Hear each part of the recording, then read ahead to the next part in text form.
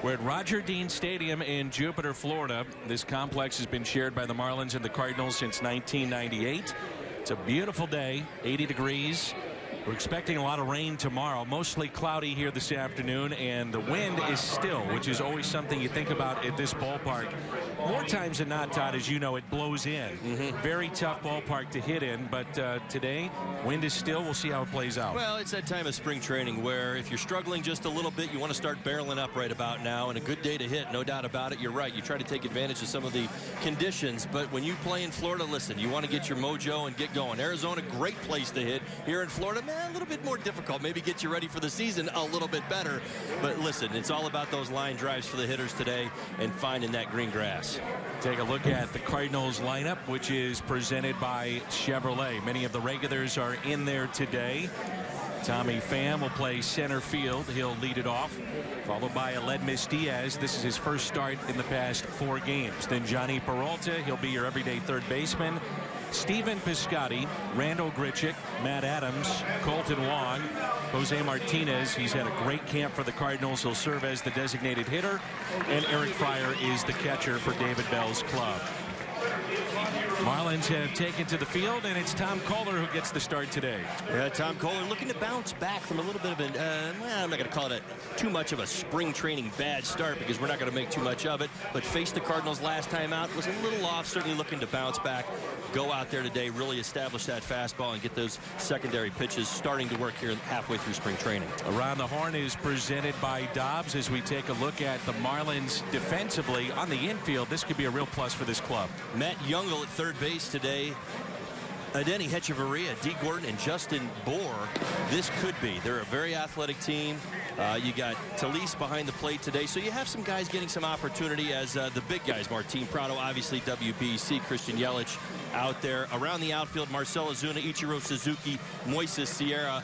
Yes, this is an athletic team that can play good defense, no doubt about it. You got 12 years in the big leagues, former Rookie of the Year, been on championship teams. What's it like for you as a former player to see this guy still going in the big leagues, Ichiro Suzuki? Well, we're virtually the same age, so I've kind of answered the question by saying that right there, right? Haven't I? We're the same age. I've been retired for like 10 years now, for crying out loud. His conditioning has been, you know, listen, off the charts. I mean, we've heard the stories of, you know, he brings the gym with him and everything else, but he is a beacon of health, no doubt about it. He's kept himself healthy, active, the bat speed's still there, and still an incredibly productive major leaguer. Picked up hit number 3,000 in Colorado this past season, the 10-time All-Star, couple of batting titles and an MVP, 10 Gold Gloves. Still has a plus arm, and he could play all 3 outfield positions, which he did a year ago for the Marlins. Well, and he's going to get more of those opportunities. Now, hopefully not. Listen, I've played this role, the 4th outfielder with Ichiro, and I know that's what he's doing, but you know, you look at the starting lineup, you're thinking, he should get a few starts. If he's getting too many, that means somebody got hurt. So he knows his role now, and he does it really well. This could be a 4th outfielder for the Cardinals, and that's Tommy Pham. He'll lead it off. Pham this spring hitting 174 with 1 RBI and no home runs. There's a battle right now in camp with Jose Martinez, Harrison Bader, and Tommy Pham for one of those extra spots on the bench. The first pitch from the New York native is a strike to Pham. Tom Koehler is a guy that the Marlins really can count on because he takes the ball every 5th day. At least 31 starts in each of the last 3 years. Incredibly consistent, incredibly durable. He's a big part of this rotation for that very reason. We obviously know the circumstances from last year. Jose Fernandez no longer leading the top of this rotation. This rotation is put together differently. A guy like Tom Koehler fits in perfectly into this rotation. Gives you the innings, gives you the competitiveness. 1 ball and 2 strikes. Well, for Tommy Pham, it's always been a question of staying healthy. And this is a big year for him to prove whether or not he is an everyday or at least a major league player for a full season. He's even said that publicly. The 1-2. The curveball in the dirt. Nice job burying that pitch right there, trying to get Tommy to chase. Again, this is that time of spring training where you're looking to make pitches. As a hitter, you're still trying to find that barrel. I talked about it as we opened the game today, opened the show here. You know, Tom Koehler, he's working on his secondary pitches as well, trying to make pitchers pitches to get these outs. Outfield is straight away and a 2-2 pitch. You mentioned the name of Jose Fernandez. Can you go anywhere around Miami or in this surrounding area in Jupiter where people aren't talking about that and how this club rebounds from that loss from a year ago? No, you can't. I wished I could, but that's not the truth. The reality is that the loss is so significant. There's a swing and a miss and a strikeout for Kohler. It is so felt here in South Florida that the only thing, to answer your question, the only thing that will heal this is time. It's plain and simple. I mean, Edinson Volquez, that's not going to be. Edinson Volquez is going to be Edinson Volquez. Dan Straley is going to be Dan Straley. Jose Fernandez was 1 in a million, and he's no longer here. So, yeah, it's about healing and getting better. Here's a Ledmus Diaz, who was his boyhood friend. Those two grew up in the same street in Cuba. Diaz, and maybe we'll have a chance to show it later in the game, but he has it etched in his glove. The JF and his number as well, so he always remembers him, he says, in the field. Here's the 0-1 pitch. And now it's 0-2. Diaz, one of the great surprises this time last year for the Cardinals, is he made the All-Star team after injuries, and all of a sudden he becomes your everyday shortstop in 2017. Well, this young man, I'll tell you what, I got a good glimpse of him last year. He can hit. He's got the hard part figured out.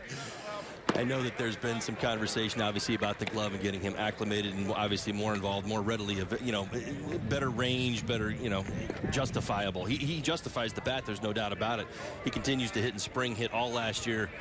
Everybody in the National League Central certainly knows that.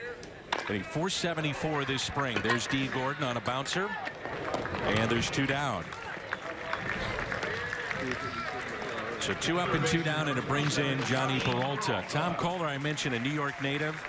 Favorite player growing up, his manager, Don Mattingly. Yeah, that's great to see right there, and it certainly makes sense. I think we all kind of think that way. We have all favorite players for different reasons. I was a left-handed kid, my whole life. Favorite player, Mike Schmidt. Like, I'm not going to be a third baseman, right? I mean, that doesn't make any sense, but he is. I mean, you grew up kind of loving guys that way.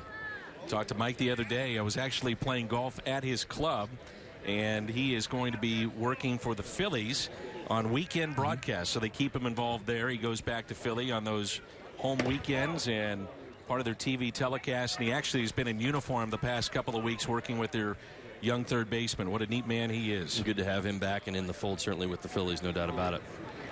Here's a 1-0 pitch to Johnny Peralta. So when you're watching Kohler, what stands out for you? Is there a plus pitch, or is he just kind of, takes the ball every fifth inning, gives you innings? Absolutely balanced. And when you watch his effectiveness, and when he's down in the zone, he's certainly got a great two-seamer, great late movement, 92, 93 miles an hour on that fastball. Good. His slider is vital to what he does, but again, really establishing that fastball down in the zone. You've seen all inning long where these pitches have been, and you think, okay, listen, I faced the St. Louis Cardinals just a day ago. You see it right here, getting on top of that ball and really driving it down, and that was one of the issues he had his last start, that he's trying to make the adjustment here in spring training. Again, this is a work in progress for all these guys. 1 ball and 2 strikes. They shade him in the outfield to pull, and Peralta taps it foul. That's what I find amazing about the WBC, and we're watching these great games that we saw again last night, but the competitiveness is there with the players, but they're in spring training shape, and it's just so amazing to me to kind of put that mindset into the games themselves, but yet, demand or hope for expectation, as those games are being played, and come through in the clutch. Here's a 1-2 again. And a swing and a miss. Good start for Kohler. 1, 2, 3. And he strikes out a pair here in the first inning. Cardinals go 1, 2, 3. Marlins coming up. As he was closing in on 200 innings last year. Derek Lilliquist, keep an eye on Wainwright, trying to work and tinker on a couple of different things. One, improve a breaking ball that's always been his signature pitch, but also the changeup, which he showed an awful lot of in his last start. Adam Wainwright, boy, he's a bit of a tinkerer. He always talks about spring training, just trying to get better, and I think that he's understanding the evolution of age, factoring into, losing a little bit on the fastball. What do I have to be effective? Here's D. Gordon, hit .268 a year ago. High chopper. Is there a play? Race to the bag, and safe at first. Young man can fly. Well, that's what you're looking for, D. Gordon. A little bit of contact a lot of times is a good thing. And a chopper right there, what do they call that? The Baltimore chop. Is that what we just witnessed right there? Able to beat it out to first base. That is D's game. Get on base. Wainwright may have missed the bag, and that's why Gordon was safe. And D had 30 steals a year ago, missed time with the PED suspension, and wound up with 14 of his 30 stolen bases in September alone. And now it's Ichiro, who's hitting an even 100 this spring. And he doesn't have a stolen base this spring. You would expect that he's going to probably run a little bit, but not a lot. That's very, very common for guys. They don't want to put themselves in harm's way. They certainly don't want a hamstring injury or anything like that in spring training. But again, you want to get into your rhythm. You want to get your timing down and attempt a few stolen bases at some point. Could be two. Adams bobbled it just a bit and throws it into left. Never had a good grip on the baseball. And now Ichiro is caught in a rundown. Wong will tag him out, throw to third, and that's wide, and Gordon winds up at third base. Well done. Just like you drive up, huh? Exactly. If that wasn't a spring training play, I don't know what is. My goodness gracious, relay throw back in. Ichiro, big turn at first base. A little bit too big. You see it right here.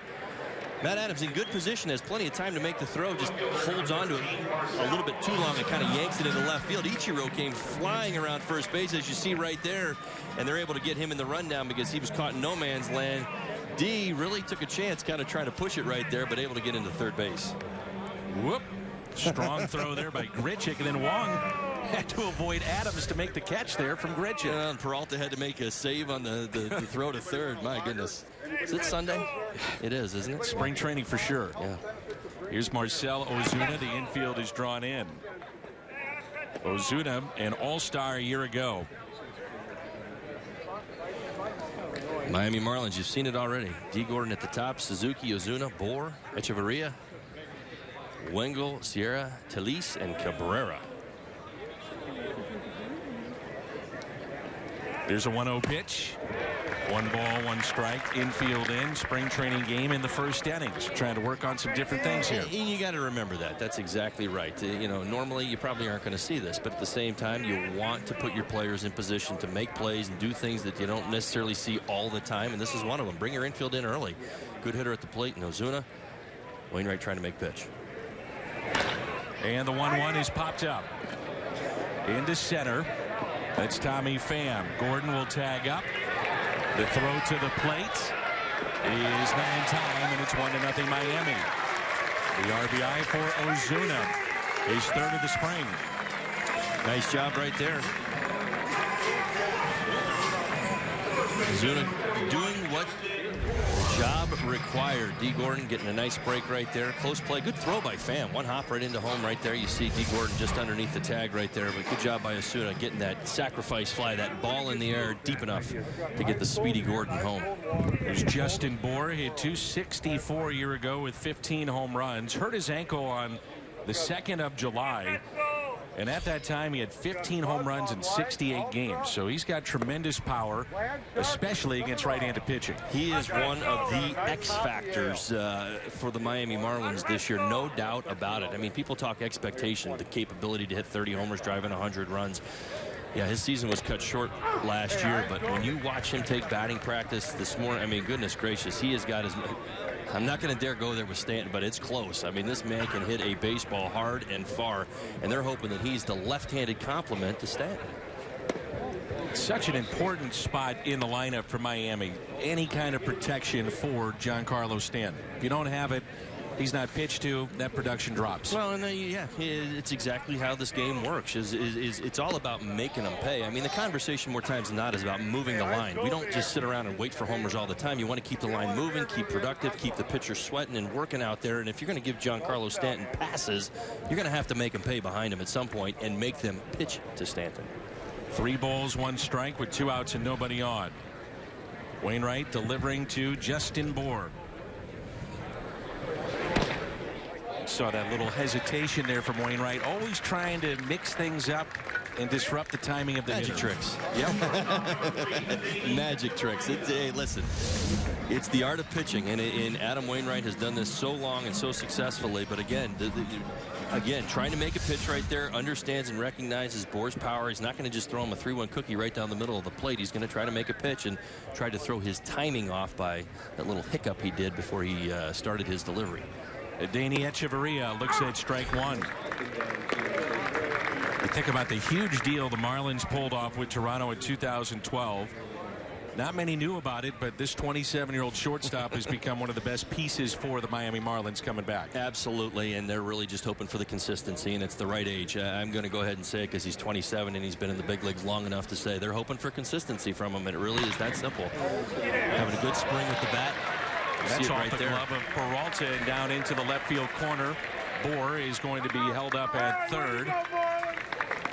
And so Echeverria extends this first inning against Adam Wainwright. The third baseman, number 88, Matt Yango. He got a pitch to his liking and got the barrel out. Echeverria really swinging the bat well this spring, just underneath the glove of Peralta. He'll tell you he probably should have had it, but again, good piece of hitting right there. A little top spinner down the third baseline. Runners at second and third. For the Marlins folks that are tuning in for the first time, that's the voice of Todd Hollandsworth. He'll be with you all season long on Fox Sports Florida. And also a new face is your third base coach and a guy that's been around a long time, and Freddie Gonzalez. Yeah, one of the best. Former manager, certainly has earned his stripes in the game of baseball, no doubt about it. Thrilled to see Freddie this morning. Great guy, great personality, great coach. Great addition to this team, no doubt. Here's a 1-0 pitch to Matt Youngel. 1 ball, 1 strike. Cards not sharp here early on defensively, which was one of their issues that they had a year ago. And there's a look at Freddie, longtime manager, back in uniform with the Marlins.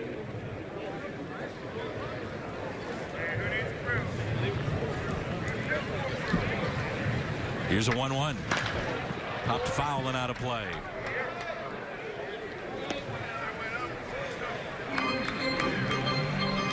Is this the time in spring training where position players in particular are saying, you know what, I'm about ready? Usually, it all depends. It's a great question, and it's a bit of a difficult question to answer, just because it depends on who you're talking to. Sure. If you're 1 for 10 or you're 1 for 20, you say I got a lot of work to do. You know, right? If you're 10 for 20, you're feeling like things are right and I'm in a good spot right now. I'm seeing the ball. Yeah, let's get to the start of this season. I found the barrel. That's what I was talking about at the beginning. You know, you're in that position where barreling up's important, and on a good day to hit like it is, where the winds aren't blowing so hard, you want to try to find that barrel a few times and build that confidence. That's what spring training's all about. Whether it's the pitchers, the players, it's all about getting your confidence in the right spot before the start of the season. 2-2. Curveball, little squibber that's foul. Don Mattingly back with, as we mentioned, Freddie Gonzalez. First base coach is Perry Hill, one of the top instructors defensively in all of baseball. Juan Nieves is the pitching coach. There's a look at Perry Hill. He's a good one. One of the best. The 2-2 pitch. And he struck him out. The Marlins, though, strike first. Along with Todd Hollandsworth of Fox Sports Florida, I'm Dan McLaughlin of Fox Sports Midwest. Our shared telecast here this afternoon. These are always a lot of fun. Stephen Piscotty leads it off, followed by Randall Grichuk and Matt Adams. The 25-year-old Piscotty, a bust-out season a year ago, led the Cardinals in RBIs and runs scored. Hit .273 with 22 home runs. Todd a year ago was doing Cubs pre and post game, so you saw a lot of these St. Louis Cardinals. Yeah. And that'll be probably the two teams again in the Central Division, looking at St. Louis and Chicago. Yeah, it's very familiar with the St. Louis Cardinals, well-run organization. Yeah, no doubt about it. That Cardinals team is certainly one that the Cubs pay attention to. We know the rivalry. It's back. It's healthy. It's alive. But this is a good Cardinal team. It was interesting to me how the Cardinals, even from my playing days to what I witnessed last year, it was like the first time I've ever seen the Cardinals all about the long ball. You know, a little bit some struggles on the defensive side of things, maybe some issues at times in the starting rotation. Like, that was never their story. It was always pitching, defense, and we'll figure out how to score enough runs. It was almost like it was the opposite story last year. Believe me, we felt the same way. Yeah, well, that's how it goes. 2 balls, 1 strike on Piscotty. For the Cardinals last year, their offense so much of it was predicated on the long ball, as you mentioned. They had 225 home runs, second in Major League Baseball, and that was the second highest total in franchise history. Right. The 3-1 to Piscotty. Check swing did not go, and it's a leadoff walk as you get a look at John Mabry, the hitting coach. John Mabry got him swinging for the fences. Is that what it is? I've heard the cry. I was reading a piece on Mike Matheny. He was talking about, early on in spring training, wanting his team, his players to be more athletic, thinking first to third, try not to be so Homer-centric. Yeah. And that's a word. It's been that way too for the Cardinals, for those of us that have been in camp. And one of the guys that said he wanted to be more athletic is standing at first base. Right. That's Stephen Piscotty. And here's Randall Grichuk, who is making the transition from center field to left. And Todd, you're a guy that played all over the outfield. Is that hard to go from center to left? No, it's not as hard to go from center to left as it is to go from left to center, if that makes any sense. Sure. But it should, because, again, the responsibilities and the demands of a left fielder are so different than that of a center fielder. You don't have to run the outfield. You don't call all the shots, and you're probably going to stay in better health. I mean, as we know, some outfields, including the one in St. Louis, you got to be able to cover some ground, and in some instances cover for guys who aren't as fast as you are, if that makes any sense. I think this is a good move for Grichuk, who had a great second half last year. Getting him out of center field, I felt like there was such demand on him physically, and he did play at times, made some great catches. I remember them. He covered a lot of ground, but I felt like, I guess I saw the similarity in Grichuk that I see in myself, and I struggle with this as a young man coming up with the Los Angeles Dodgers. I was 205 pounds when I got to the big leagues, and I was 6'2". I hadn't put any man muscle on yet. I was running all over the place, 145, 150 games, no big deal. About my third year in the league, I was 220 pounds. I started to fill out and get bigger, and my body took a different beating as I just, even in my 20s, was still playing center field. I made the transition to a little bit more of a left fielder and a right fielder, and things got a little easier for me. Excuse me, swing and a double play. Just like he drew it up. Yep. So now there's 2 outs and nobody on, and here is Matt Adams. Take me inside what Adams is trying to do here. This was back in late February. Hands were dropped. Now he's raised them ever so slightly. It's all about just trying to get to the baseball. Well, it's all about the entry into the hitting zone. That's really more about what that's about. At least that's what I see. When you start with your hands in the hitting zone, you have a tendency to stay flat, maybe too long. You're already in the hitting zone. It's more of a Tony Gwynn approach, and I would bet he would tell you, Matt Adams, that there was maybe some pop-ups and too many ground balls. When you have your hands a little higher, you have a little bit more authority as you enter. Think about it. Your hands are coming down into the zone. You're creating momentum through contact and through the baseball. So you see a swing, it's more like into the zone and through the zone as opposed to just staying in the zone. You lose some bat speed when you start with your hands that low. Matt thus far, a couple of home runs, average at 240 with 4 RBIs this spring. A real nice swing yesterday. Yes, sir. Home run that got out of here in a hurry. Now the Marlins are shifting. Neither one of these clubs shift all that much when you look at the final numbers. Adams with a high fly ball into center field. Ichiro is back and goodbye. One of the deepest parts of this park.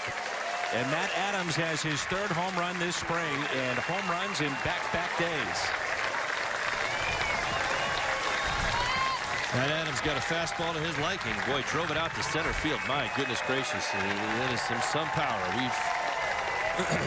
I've always known he's had it. I think the Cardinals are hoping he'll do it more consistently this year. But you see right there, wow, that's so quick, so short and quick into the zone. You see those hands. We just talked about it. Entry into the zone, and then he backed it up, stayed strong on that backside, and drove it out to center field. Good swing right there by Matt Adams. Now it's Colton Wong, who will be the everyday second baseman, more than likely for the Cardinals. The Cardinals could have a bench that features Adams and features a Jed Jerko at 30 home runs a year ago. Jose Martinez has been impressive in this camp. And as we've talked about, as they try to shore up their defense, one way to do that is to play Colton Wong maybe a little bit more. Good defensive player. Well, and a great defensive player. He's got hit. Let's just be honest. I mean, it's a simple question to answer. We've seen what he can do with the bat and what he can do athletically. This kid is so gifted. He's just got to hit. He's got to hit consistently. I think that's Mike Matheny's greatest question. If he does it enough, he's going to play every day. Shoot, he's going to play every day because his glove's so good. And, I think they miss him when he's not out there. Let's hope everybody's all right with that foul ball. That was a rope into the seats. There is protective netting here at the ballpark for the second year, which extends beyond the beginning of the dugout all the way to the end near the camera well. As Wong as his swing and a miss.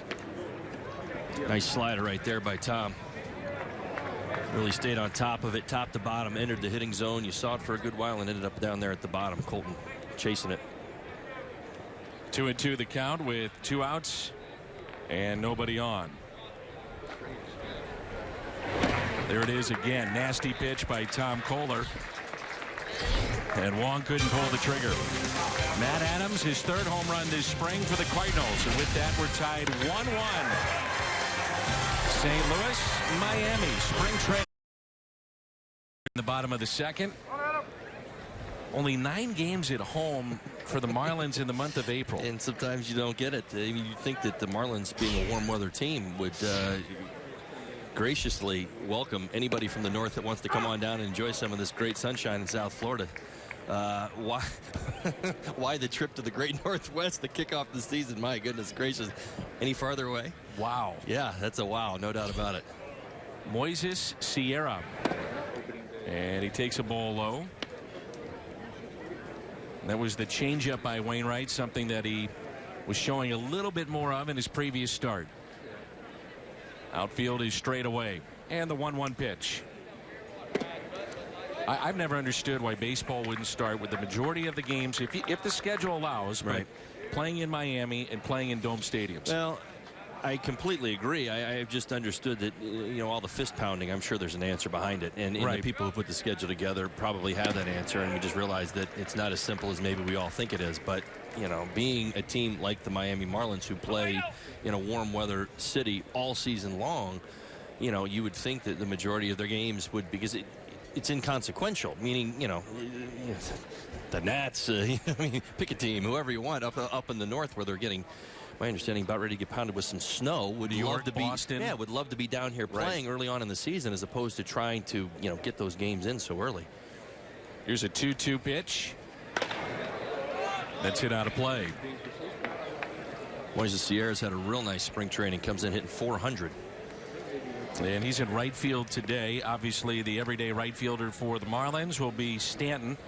Real key for the Marlins this year. A lot of things, as we've talked about, have to go right, but Stanton has to stay healthy too. Well, it's big. I mean, he's the guy. Face the franchise, the man. Good breaking ball there by Adam Wainwright as he picks up his 2nd strikeout. Let's turn to our Toyota keys to the game for Adam Wainwright. Fine-tuning the changeup and the breaking ball.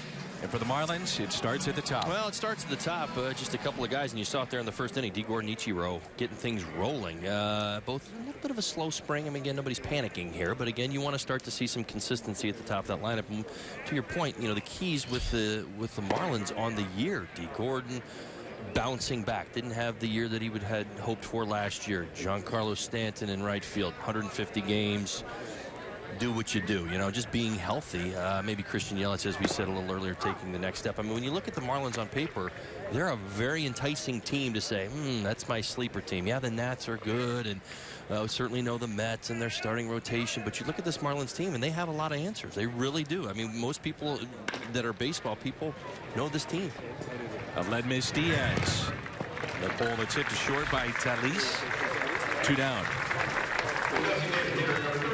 A lot of the focus of the Cardinals was trying to shore up their defense coming into this spring training.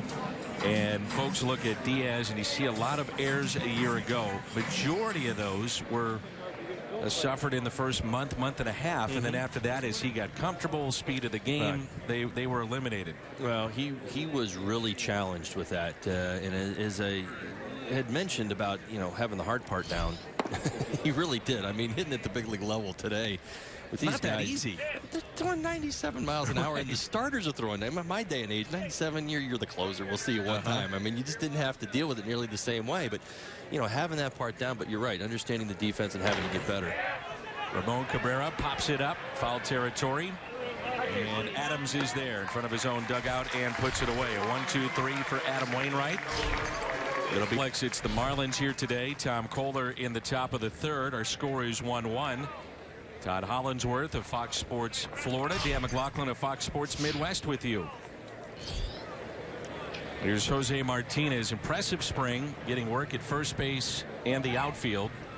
Very quick bat. Nearly 900 games in the minor leagues. And then finally got the call up towards the end of last season for St. Louis. And a pretty good showing at that.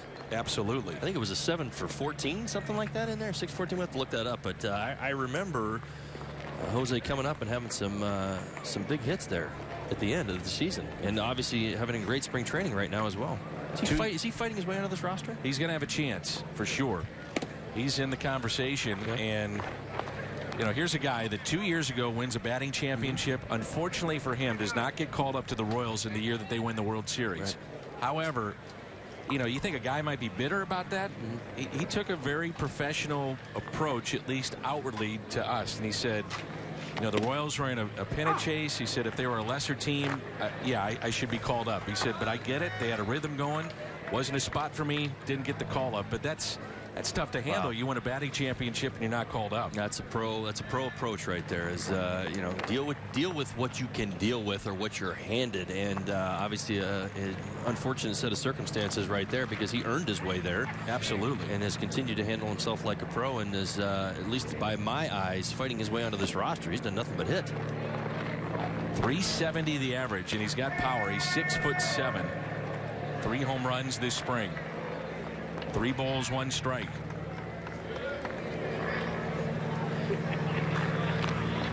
Both managers have talked about extending their starters a little bit further today, and that's well hit.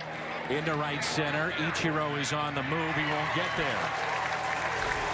Martinez on his way to third with a triple. Slipping was Sierra, the right fielder of the Marlins, and it's a leadoff triple for Jose Martinez.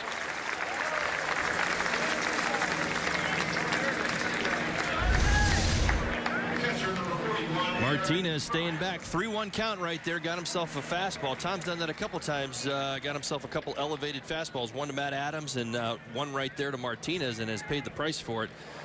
Sierra, you see that slip right there, but Martinez thinking third all the way. I'll tell you what, he got around first base and those legs started to spread. I saw that 6-7 like he was running. He's about 3 steps away from third base already. Long and lanky. Long and lanky, that's right. Corners are in on the infield. Here's the 9th place hitter, Eric Fryer, hitting .250 in this camp. More than likely, he is ticketed to be the backup to Yadier Molina, who's with Team Puerto Rico in the World Baseball Classic. And the Marlins have Martin Prado, Christian Yelich, and Stanton all away from camp with their respective teams in the WBC. Big day for all 3 yesterday. Absolutely.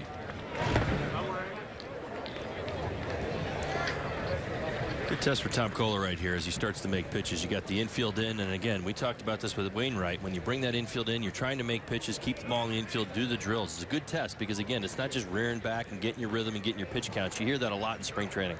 Just want to get my pitch count up, but this is part of the work. This is the process that gets you to where you want to be when the season starts. Now the infield is all drawn in, and it's 1-2. At one point, the Marlins went 28 games on their infield without committing an error. That's the longest streak in the modern era a season ago. Echeverria, one of the top defenders. Martin Prado, outstanding. D. Gordon has won a Gold Glove. Here's a 1-2 pitch to Fryer. And a swing and a miss. So Kohler gets the strikeout. Here's what Todd was alluding to, the big days. Martin Prado 5 for 5, Stanton 1 for 3, Yelich 2 for 4, and Volquez the starter for the Dominican team. Solid day yesterday. I mean, even for Edinson Volquez, he was let down by his defense a little bit. There was a ball in right field that should have been caught that cost him a run. So I thought he threw the ball pretty well, but you look at everybody else. Martin Prado, holy cow, by the way, he had a walk in there. Got base 6 times. Stanton and Yelich, big doubles, big RBI doubles. So, right, Marlins fans, you know what? Yesterday was a good day, just in a different sort of way. If you were here or watching the game against the Astros, you didn't see those guys, but if you turned on the WBC, you did for sure. And those are the guys that are going to make this go for the Marlins this year. Most definitely. Absolutely. Infield drawn in for Tommy Pham. He struck out swinging. He's in the leadoff spot for the Cardinals today. 0 for 1. Pitch in the dirt and kept in front by Telis. Tom Kohler continues to do a great job working down in the zone. You see, trying to get those chase pitches. If you remember back to the first bat of the ball game against Tommy Pham, he made some pitches at the low half of the zone. Tommy chased. That's what you do in the game of baseball. You remember what you did to get a guy out. He's trying to do the exact same thing again. If he puts the ball in play, likely will be on the ground, or you'll get a swing and a miss. So he's going to try that again here with Tommy Pham. He's doing some good work here, Tom Kohler is. 1 ball and a strike on Pham. Outfield is straight away. Infield drawn in. There's strike 2. Challenging him right there, but it's going to be the low zone. He played this game at a high level. You can imagine trying to do it with poor vision, and that has been the issue with Tommy Pham. He's had corrective lenses time and again. He suffers from a condition that not many people have, but it does hurt him in terms of just trying to pick up the baseball. Right. He can't see. It's tough to hit. You always talk about trying to pick up those seams. I can only imagine. And a swing and a miss, and Pham strikes out. So Kohler's come back after the leadoff triple, struck out Fire, and strikes out Pham. Nice change right here. Now, we talked about going. Now, listen, that wasn't exactly where he wanted it. But again, when you think of the sequencing of the pitches right there, Tom had done nothing but at the knees or lower to Tommy Pham right there. You saw that pitch elevated just a little bit, overmatched. Tommy Pham in that situation picks up the strikeout. So 5 strikeouts now for Kohler, 2 back-to-back. And here is Aledmys Diaz, who bounced to Dee Gordon at second base first time up. Had him out in front, and it's fouled back.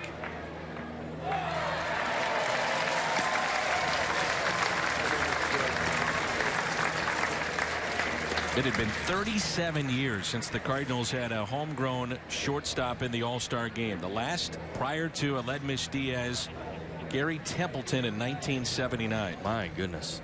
That's surprising. It really is. Ozzie came over from the Padres and a great deal for the Cardinals. Not homegrown. Templeton was. That's chopped foul. 0-2. And he was a replacement in the All-Star game for Matt Carpenter. And the first rookie to go to the All-Star game for the Cardinals since a guy named Albert Pujols. Pujols will hit number 600 at some point this year, and not too far away from 3,000 hits. He is still hammering the fastball routinely. I saw so much of Pujols last year, and boy, oh boy, he can still get to the baseball. I mean, he's not running as well, but man, oh man, can he still get the barrel to a high velocity fastball and turn it around. It's really amazing. He's using a 40-ounce bat. I don't. What do majority guys use, ounce-wise? I didn't use a 40-ounce weighted bat to get loose. How about that? Is that what you want to? I mean, Albert is, again, he's a special player that deserves special recognition. You usually end up calling him Hall of Famers. Yeah, he's on his way to Cooperstown, no doubt. 2 outs, runner at third. 1 ball, 2 strikes on Aledmys Diaz. Next by Kohler. Taken high. Give you a quick story. I remember the first time early on, it was playing against Albert. I get over to first base after a base hit, and I was in a particularly hot spot. Albert says to me, "Man, I'd love for you to play on my team." And I looked at him like, "Dude, you're going to forget about me. You are the Hall of Famer." I remember that to this day. You know, he just said, "Hey, man, you're swinging it really well. You want to come play on my team?" I'm like, "Dude, don't." I'll be talking to you that way for the rest of your life. I'd love to be a fly on the wall in some of those conversations at first base. At first they're great. Yeah, they usually are great. You know, Sean Casey. I mean, everybody, you hear the stories. The mayor. I mean, you know, some guys yuck it up, some guys don't. I prided myself in trying to get the quiet guys to talk. I enjoyed that. Like the Scotty Rowlands. Yeah. Scotty Rowland didn't say 2 words. He just wanted to pick you off. He wanted to do the hidden ball trick and nonsense. But you know, I'd slide into third base or whatever and be like, "Hey, Scotty," and he wouldn't say anything. I'm like, "You're rude." You know, like I'd mess with him. Like the reverse psychology of it, right? You know, Scotty wouldn't say 2 words to anybody. He just would, like, maybe if you got this out of him, give me just a little head nod. That was more than most got. What a great player he was. Yes, he was. 3-2 pitch to Diaz from Kohler. Lined into left field, and a base hit. Hung that breaking ball, and Diaz makes it a 2-1 St. Louis lead.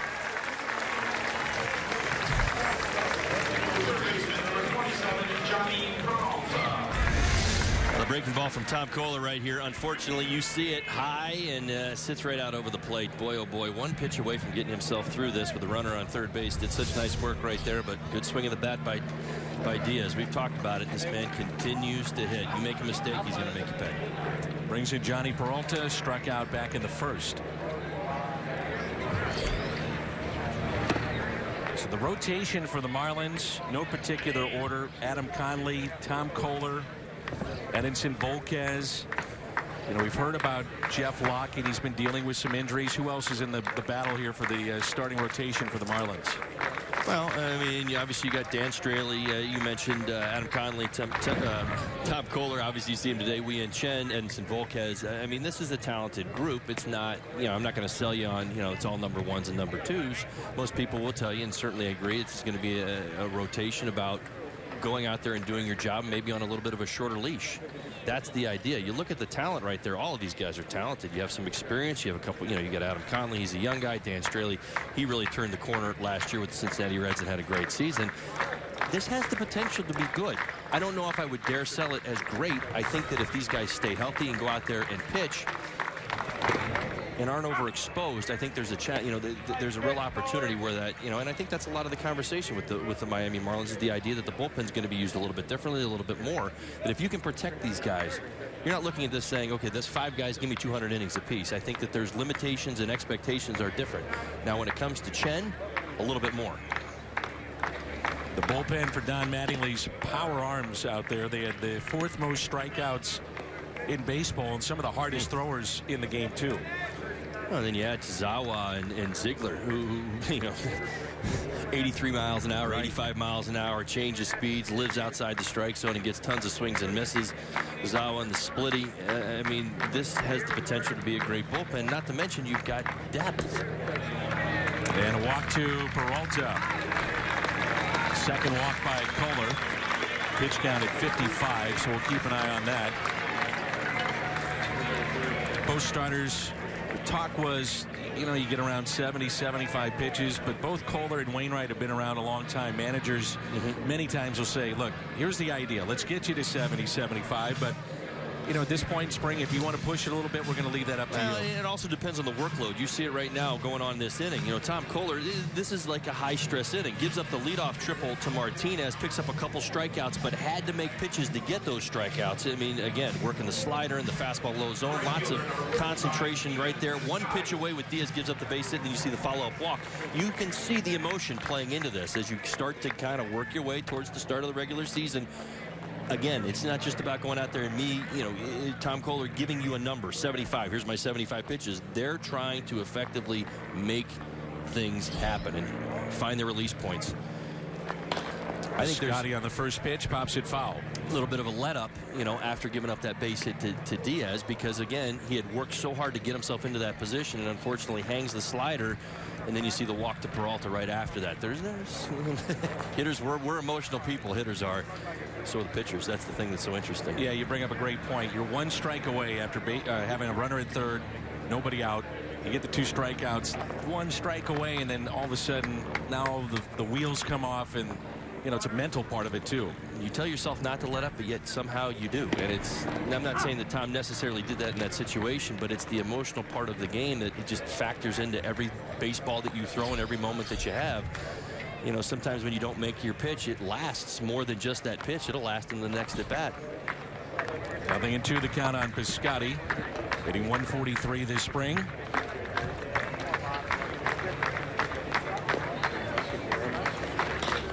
And Steven lifts a fly ball out to left field.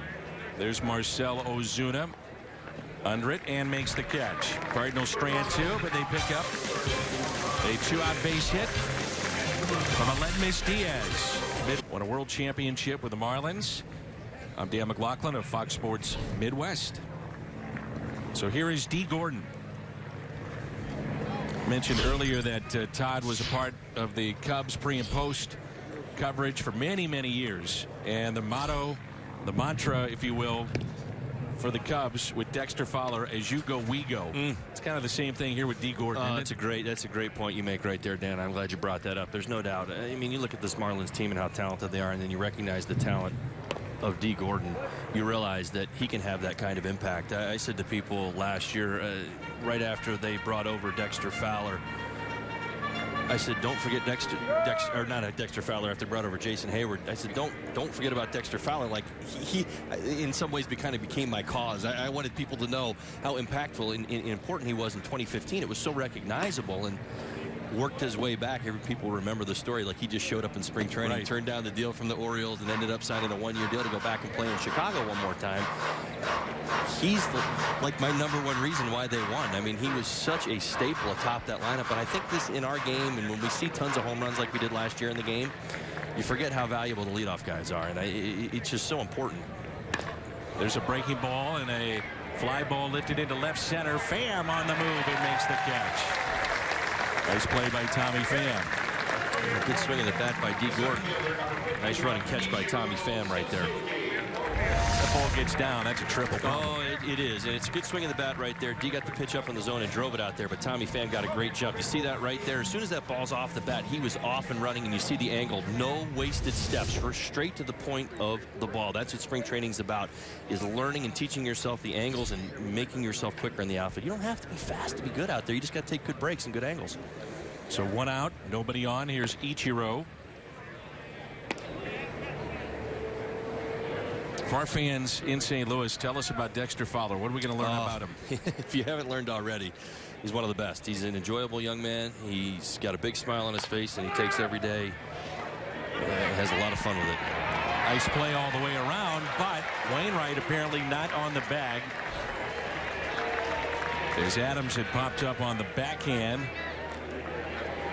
And safe at first, it's Ichiro. Very similar to the play in the first inning. Almost as if Adam is past the bag again. Nope, right over the top of it. You see it right there. I bet Adam will tell you, he's a pretty honest guy, that he probably clipped the bag with his spikes. Kind of looks like he did. Well, maybe not. Instant replay, not part of it. But again, almost like the first inning. And, you know, again, this is the timing of it, right? A little bit of a delayed throw right there. And Adam getting his footwork down there by the bag has cost him a couple of base runners. Here's Marcell Ozuna. Sac fly and an RBI back in the first inning. Gave the Marlins an early lead, and now the Cardinals have the lead 2-1. Could be 2. Peralta, the turn by Wong, and it's a double play. Nicely done. Peralta, Wong to Adams. Replay 3. Along with Todd Hollinsworth of Fox Sports Florida, Dan McLaughlin of Fox Sports Midwest, and it's 2-1. Cardinals have the lead, and back out there for another inning is Tom Kohler, the starter for Miami. Tom's done a nice job this afternoon. He's made some big pitches. Got himself in a little bit of trouble, but again, this is spring training. Again, you see the process, you see the work, you see the sharpness on his breaking ball. Yeah, sure, he's lost a couple sliders, but his fastballs look good. He's had some strikeouts today. Good signs. Right now, the Marlins, second longest in baseball in terms of a postseason drought, and that's at 13 seasons. The Mariners are at 15. And a lot of it depends if they can stay healthy, get Stanton in there for 150 games. Could be a fun team to watch. Well, I mean, let me offer this up to you. Would you rather have a team? It's a great question. You know, the Atlanta Braves went 13 years. I think it was, what, 13 straight National League East pennants, and they won 1 World Series. I know the Marlins been to the playoffs twice. They're the only team in baseball, and I can guarantee you the answer. They've never lost a postseason series. It's unbelievable, isn't it? It's unbelievable, no doubt about it. Most people tell you they want the consistency, and I agree. It really does. I mean, that's just it. Yeah, you don't want to be visiting the postseason once every 13 years or so. So, yeah, I mean, they're moving in the right direction. I mean, again, so much of what you look at around here tells you this is a good enough team to get it done. But they do have to stay healthy, and they do have to stay consistent. A strike to Randall Grichuk. 2 balls and 1 strike. It's Grichuk, Adams, who is homered, and Colton Wong against Kohler here in the top of the 4th. You were part of the Marlins championship team in 2003. Pretty famous Game 6 at Wrigley Field. Steve Bartman game. Oh, yeah. You've heard about it. Well, I don't want to wander down this path too much, but I mean, you could tie this whole thing together. Remember, who have I been working for the last 8 years, right? The So Chicago I mean, Cubs. it's very, very interesting, right?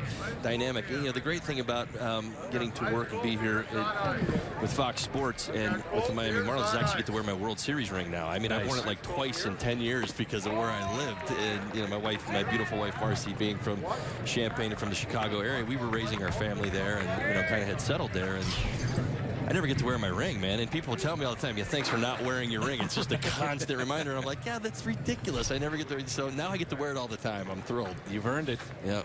3-2 pitch to Grichuk. Popped up to the right side. Bore is over, and it's out of play. It was a good team you were part of, too. And you got hot at the right time, but you had Josh Beckett who carried you. But there's some big names on that team, too. Well, and I was thinking back to, you know, your question, and hopefully we'll get a chance to talk about Dexter Fowler, the new St. Louis Cardinal. What a tremendous player and great person that he is, and we'll get to that. But you know, you think back to Juan Pierre and Louis Castillo. Exactly. We had at the top of our lineup. We've already talked about D. Gordon and what the St. Louis Cardinals now have. I mean, they recognize his value and what Dexter Fowler was doing for the Cubs and what they hope he will do for the St. Louis Cardinals. He wears down pitchers. He takes pitches. He takes his walks, as I was telling you before the game today. He'll go as 1 for 3 with a double and an RBI and score a couple of runs. I mean, he, interestingly enough, and I don't know, maybe he was a byproduct of the team he was playing on because there's so many stars, sometimes gets overlooked. And you know, the amazing part about last year, he had an on-base percentage near 400. I mean, think about that in front of the Chris Bryants and the Anthony Rizzos. St. Louis Cardinal fans, you should be thrilled. He is in the prime of his career, and he's having a great spring. It's only leading to good things. There's a breaking ball taken high by Adams. Adams with a home run back in the second. Well, let me ask you this question, Dan. I think it's fair to say that he may prove to be the single greatest, you know, player in this, you know, Cubs-Cardinals rivalry. Like, if the Cardinals go out and win this year, there's a base hit into right field. Dexter Fowler's going to get a lot of credit for that. And sliding for it was Sierra. Look at Grichuk motoring to the plate, and he will score. Big day already for Matt Adams, a double, and that drives in Grichuk, who was motoring around the bases to score the third run for St. Louis. Yeah, you recognize some of that athleticism that we were talking about. This is a great display of what we're talking about. Matt Adams gets a pitch he can handle right there. Out over the plate, inside just a little bit, rips it into right. He's thinking double all the way as Grichuk comes around second base. This was just recognizing, and then again, Sierra loses his foot out here just a little bit. As he comes up, Grichuk never stops. That's what Mike Matheny's looking for right there. As a third base coach, you're bringing a guy into third, run, run, run, run until I stop you. He never let up right there. That's why he scored that run. So walk, and now the double, and it brings in Colton Long. There's strike one. Back to your point about Fowler. You know, I've been saying, yeah, he's a very nice addition, exactly what the Cardinals needed, but don't overlook the fact of what he's left behind. I mean, that's a gap in that lineup, right, in that clubhouse.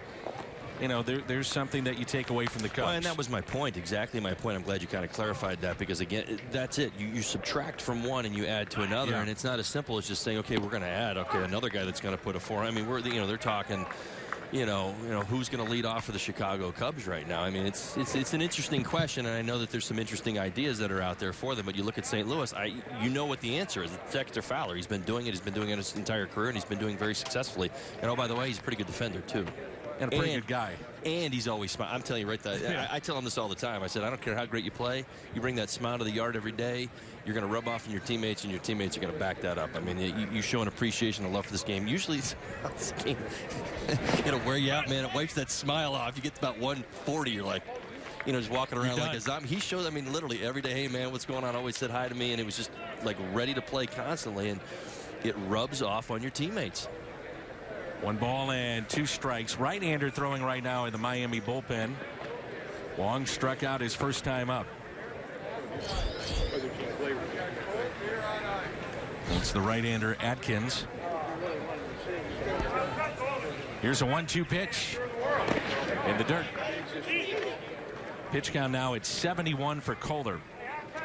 You've seen a few of these pitches get up, so that's usually a telltale sign he's wearing down just a bit. He's worked hard today, and in a good way. I mean, again, there's some things that you'd say, okay, maybe he lost a hitter here or hung a pitch here. I mean, there's no doubt that that's happened. But again, he's made some pitches. What I'm looking for right now is the effectiveness of the pitches. And I think the real test today is you talked about the number climbing to 70. It's the effectiveness of the pitch 50 through, say, 75. And I think that's what you're watching right now as he's starting to work his way through this and run out of bullets. The 2-2 pitch. And I think it's something that's overlooked, but you touched upon it, and you're exactly right. Not all innings are created equal. So, you know, you look at the inning in which, you know, he is one strike away from getting out of a jam that had a runner at third and nobody out.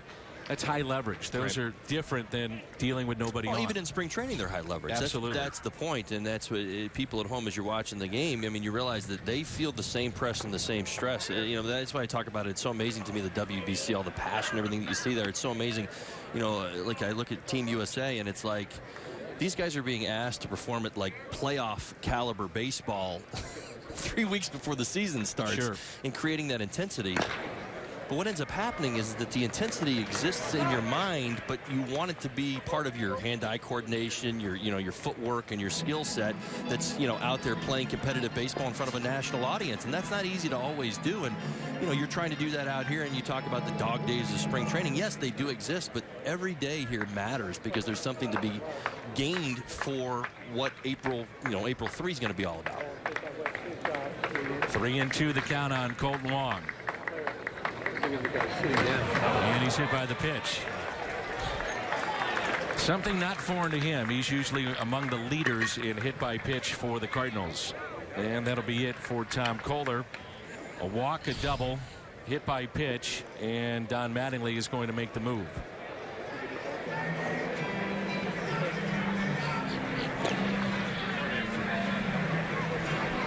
Sorry, Chef. I'm happy, and this is spring training. I mean, again, your bottom line, 3 innings, 4 hits, 3 earned runs. You'd say, well, you know, am I expecting more? I'm not. I'm looking for results. Personally, 75 pitches. He made pitches when he had to in a couple of key spots. He'll tell you he missed a few pitches. He hung a slider or two. There's no doubt about that. But I think all in all, a pretty productive day. I like those 5 strikeouts, no doubt about it. But a good day's work.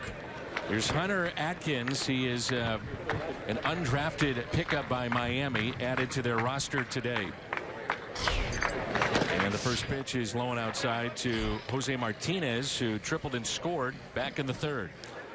2-seam fastball, 4-seam fastball, and a slider. Good live arm.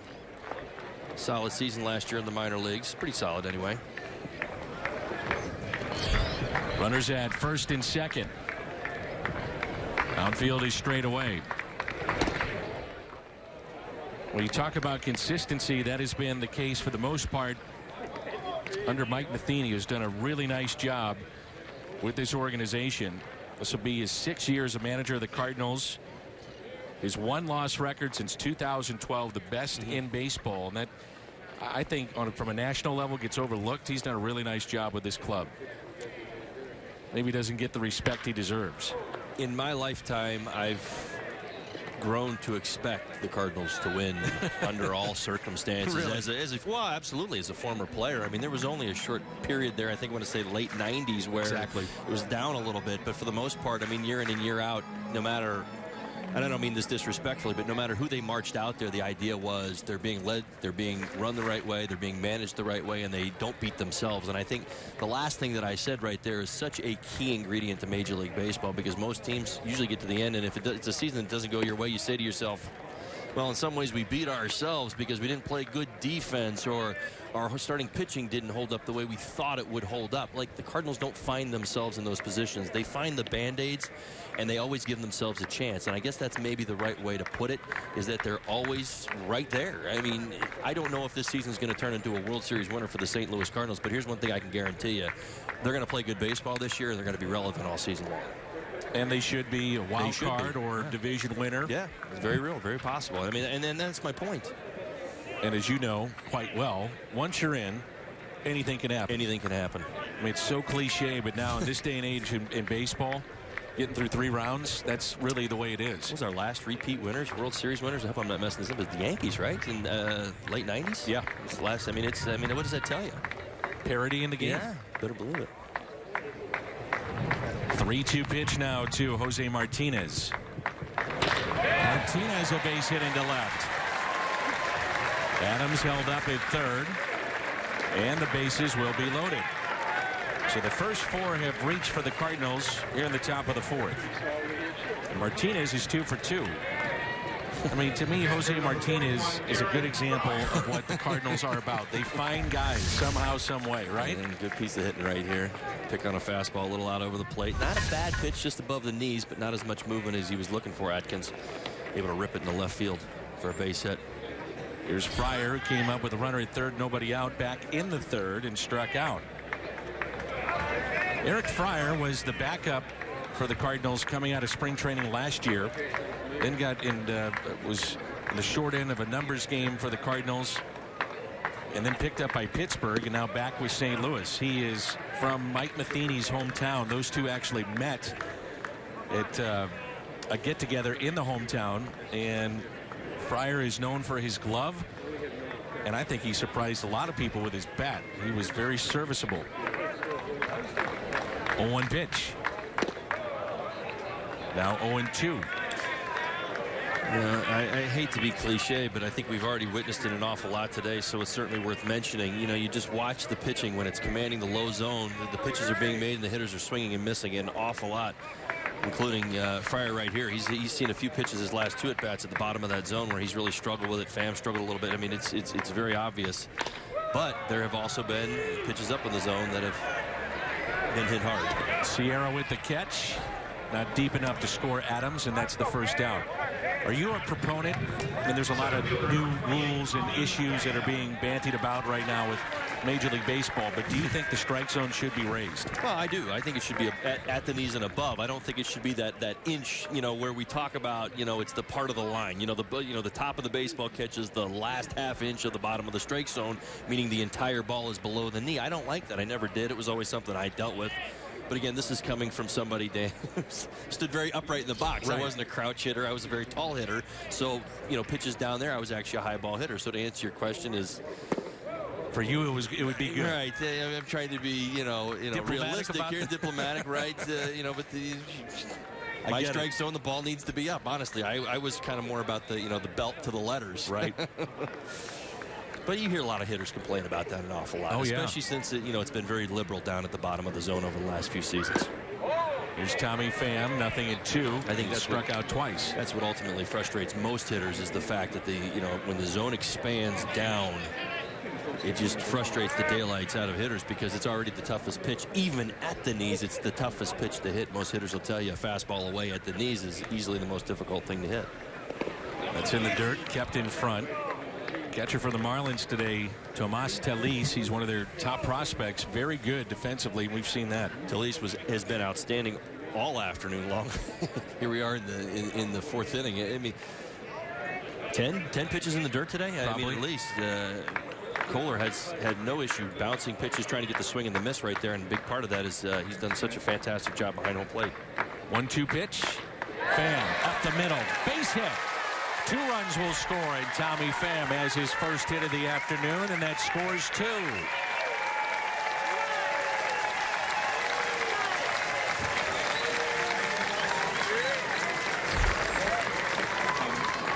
And then we'll close the book on the starter today, Kohler.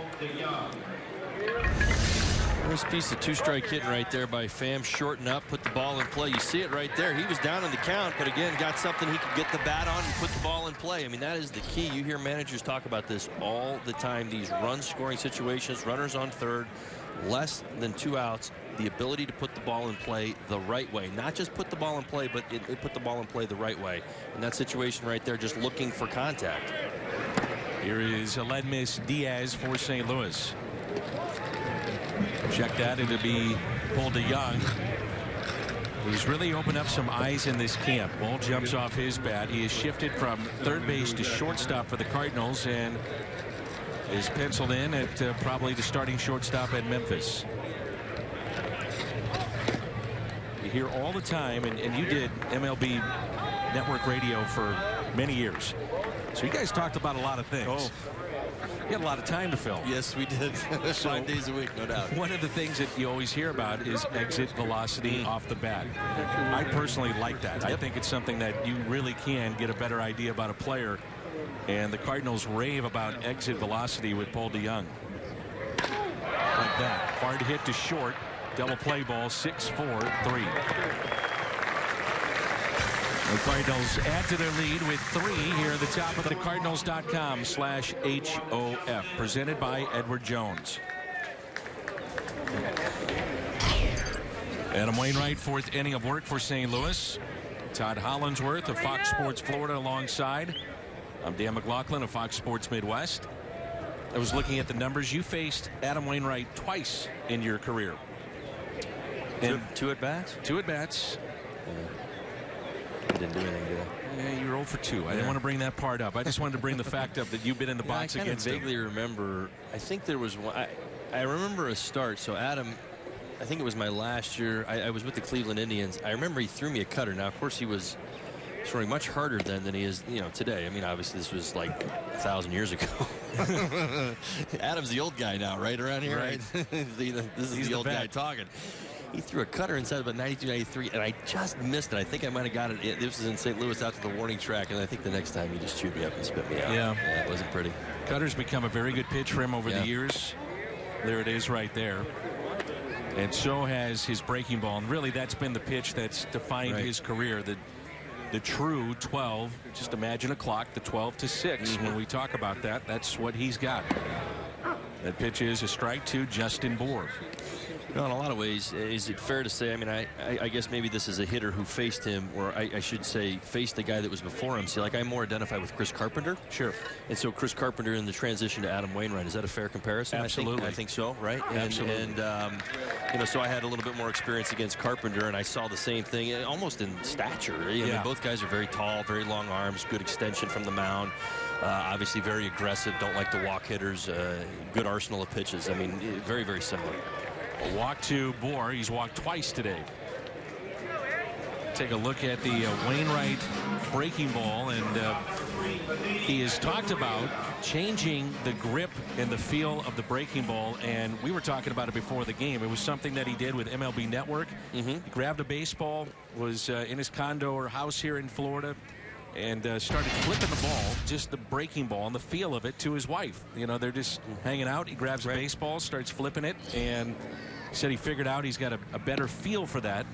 And that the side-by-side we showed you, that was 2013 and then last year. Well, in 2013 is what he's trying to get back to. And again, in that instance, and sometimes you hear people talk about it. I know Al Leiter, I've heard him talk about this an awful lot, and I think that's actually who he did the interview with in 2013, is how he's just a little bit on the outside of that seam right there. It almost appears that his fingers are on the outside of the baseball, which is slightly untraditional, because in a lot of ways, if you don't finish the pitch, it'll roll out of your hand. And we talk about getting around a slider, or what we were calling a cutter right here in that situation. You see 2016, he's actually a little bit more behind the ball, but now he wants more movement. So again, in the position that he's in, getting back to that 2013 form should, for him, it won't have the same velocity, but it'll have more movement.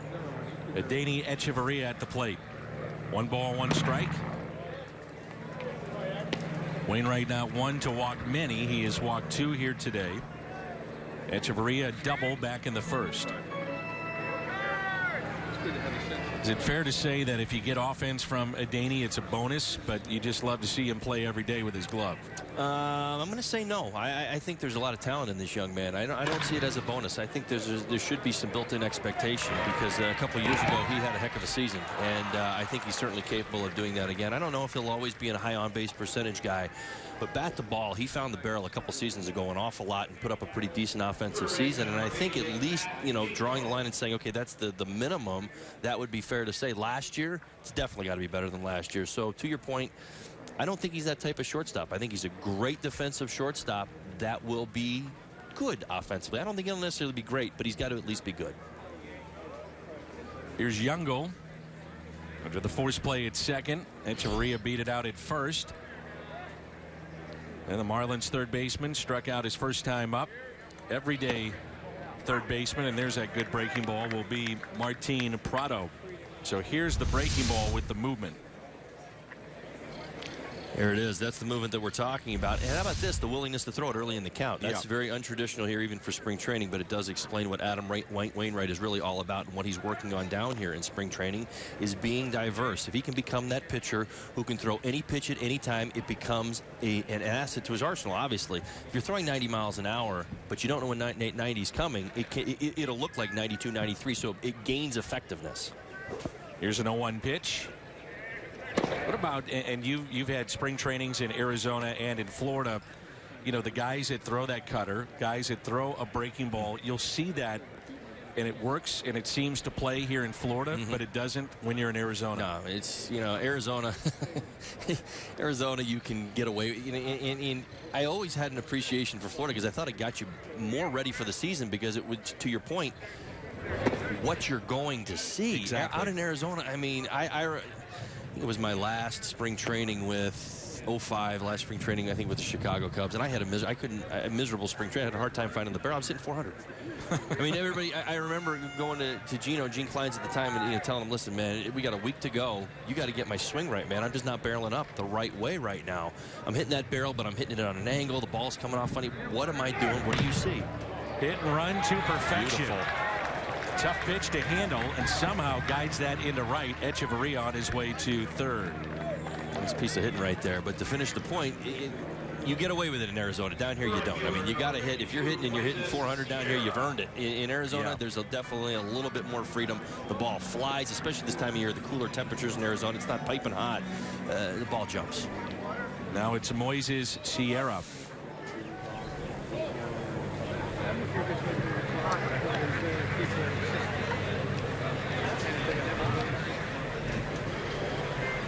Sierra struck out his first time up. No activity in the Cardinals pen. Wainwright at 51 pitches.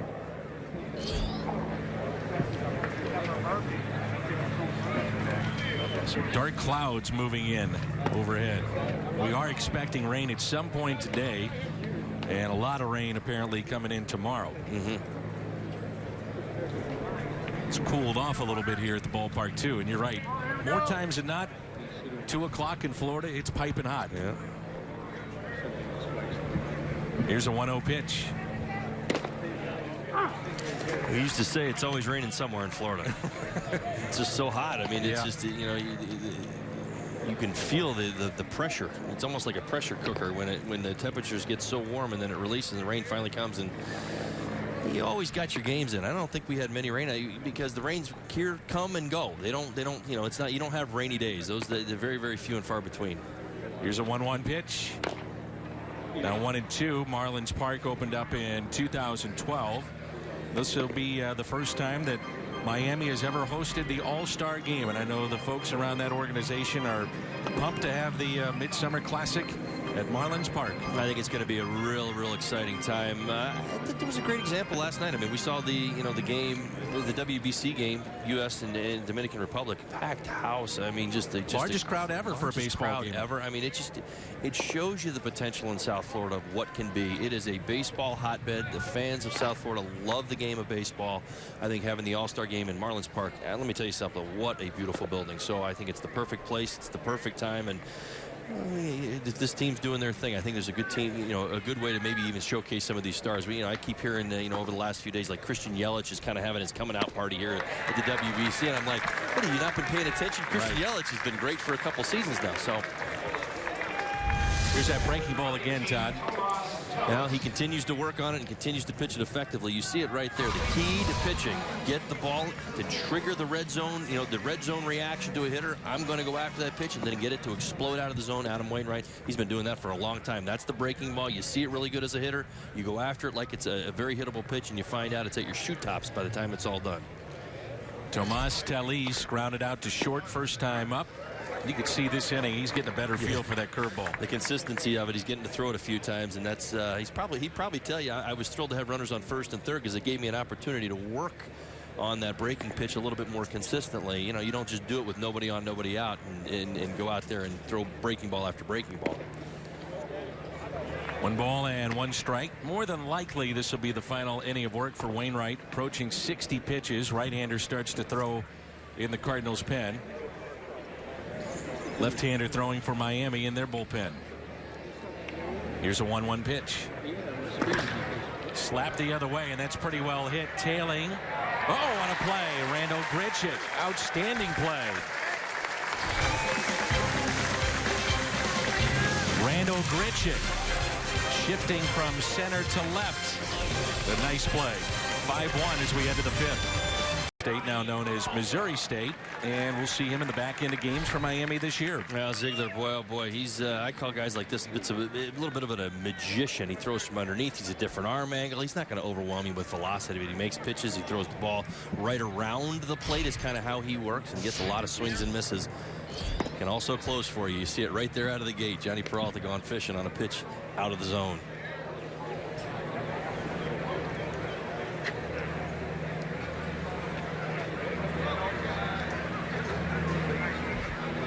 Used to be a traditional thrower over the top, and then things weren't working out. Tried to figure out a way to stay in the game of baseball, and he'll do anything he can, and he developed this motion. Yeah, well, it's worked for him. And for guys who pitch from underneath, as we would call it, submarine style, you know, typically you see guys, you know, there's some velocity and it's a two-seamer. You know, with Ziegler, you're watching it. It's almost like he's steering the baseball right now. He's throwing 2 pitches. The first 2 pitches almost look like changeups. The bottom's dropping out of it. It starts at the bottom of the zone, ends up in the dirt. He throws a slider right there that explodes out of the zone. You're like, how does he get this kind of movement with that arm angle? 1-2 the count on Johnny Peralta. You can see how tough he would be against right-handed batters. Guys just give up on it, and all of a sudden, it's in the zone as Peralta pops it up, and that's out number 1. Yeah, we'll go ahead and label that one the Frisbee right there. That's what he threw him right there. I bet that was probably about 82 miles an hour tops. Little spinner kind of backed up right there, and Johnny Peralta fooled by the velocity, or lack of. Ziegler began his career with Oakland, and he started out with 39 consecutive innings without allowing a run. Right. Here's Stephen Piscotty.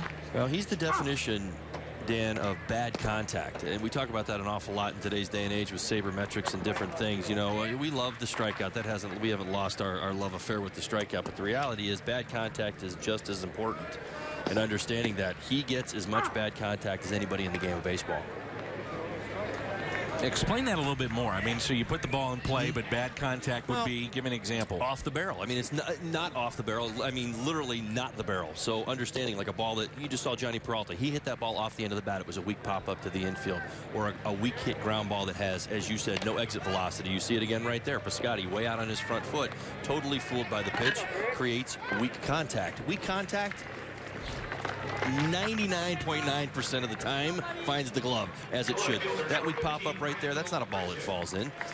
It's soft, it's in the air for a long time. The second baseman could have caught it, the right fielder could have caught it. He gets a lot of this contact right there. See that weight all out on his front foot. Now traditionally, if you throw him that pitch and he's on his backside, he'll drive that ball, but he's fooled and deceived by the lack of velocity. And a guy like this too, lack of velocity with all the hard throwers, Eric Claw, right, Ramos, and some of the others. Here it is again to Randall Grichuk.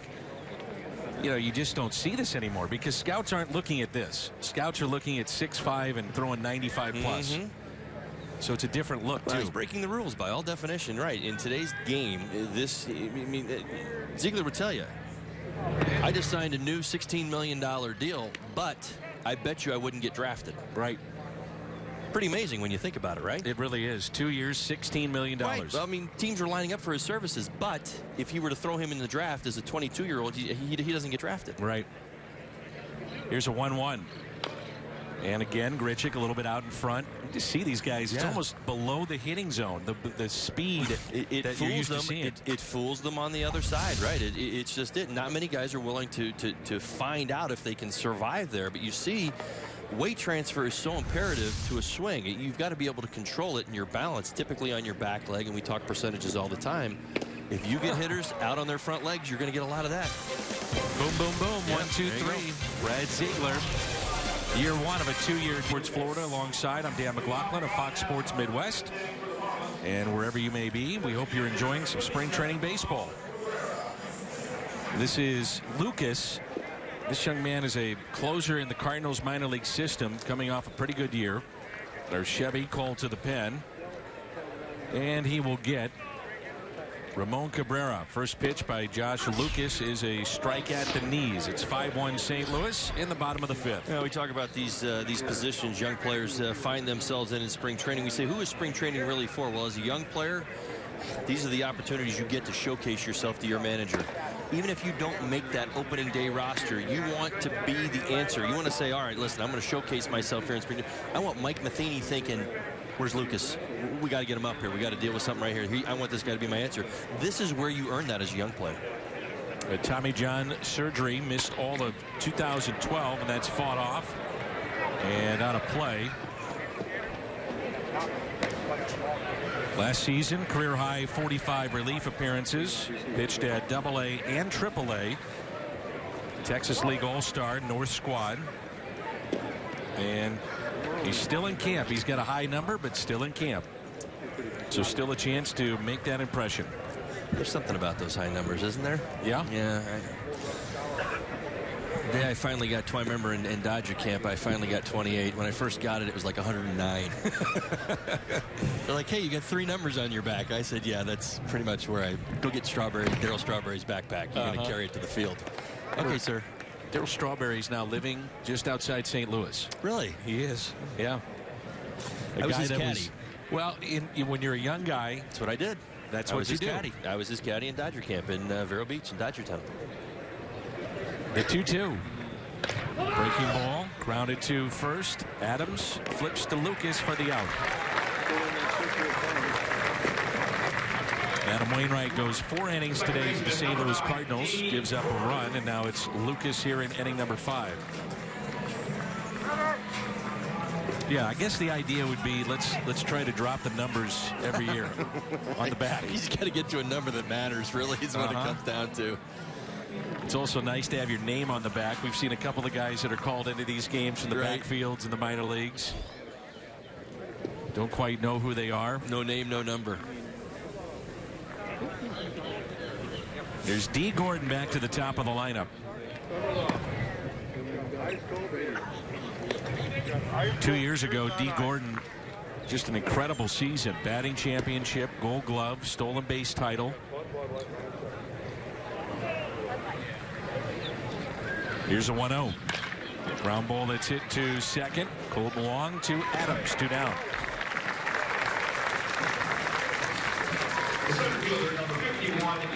And it brings in Ichiro Suzuki. And that's one thing I am real excited about this year. And you had mentioned Ichiro in playing time this year, and I told you about the importance of Ozuna being out there every day, and Yelich and Stanton as well. I am still privileged to get to watch him every day and even just watch him work. I am very, very excited to be part of this Marlins broadcast in a lot of ways, because I get to watch a guy like Ichiro, who to me is the epitome of a baseball player. I mean, I don't think people realize this. I mean, this guy's got so much power for the size of frame that he's got. I mean, back I remember, I think it was maybe his second or third to last year in Seattle. He's going way back. They said, oh, you need to hit for a little bit more power. It was kind of towards that, that PED era or whatever. Things kind of in the game were a little off, and guys were hitting, everybody was hitting for power at the time. And I remember Ichiro started turning on the ball and started driving the ball. He was back-legging, as we said, just a little bit more. And it was so interesting to me because he kind of had changed his game to kind of incorporate, a little bit more power and the ability to do it. And now, I mean, certainly it's part of his game, but he's kind of back to being that slasher and that impact player that can put the ball in play all the time and do some different things. Grounds out to first. 1-2-3 inning for Lucas. 5-1. It's a very nice day here at Roger Dean Stadium. Keep that rainstorm out there in left field away. It's been brewing, it looks like, out there, too. I tell you what, it's lowered the temperature. The humidity's definitely gone down. Going on, pass on through and lower the temperature. I don't think any of us would complain with that. It's been a little sticky today, but beautiful, as you said. Here's Matt Adams, a home run and an RBI double today, 2 for 2, and the shift is on. Adams has talked about beginning about this time last year, especially with pronounced shifts like this. He said, look, I'm a power hitter. I get it. I know it. But if they're giving me this much side of the infield, why wouldn't I drop down a bunt? And he said he picked that up watching Anthony Rizzo as the two see each other so much in the regular season. Rizzo would do that time and again in regular season play. Just keep people honest. Right.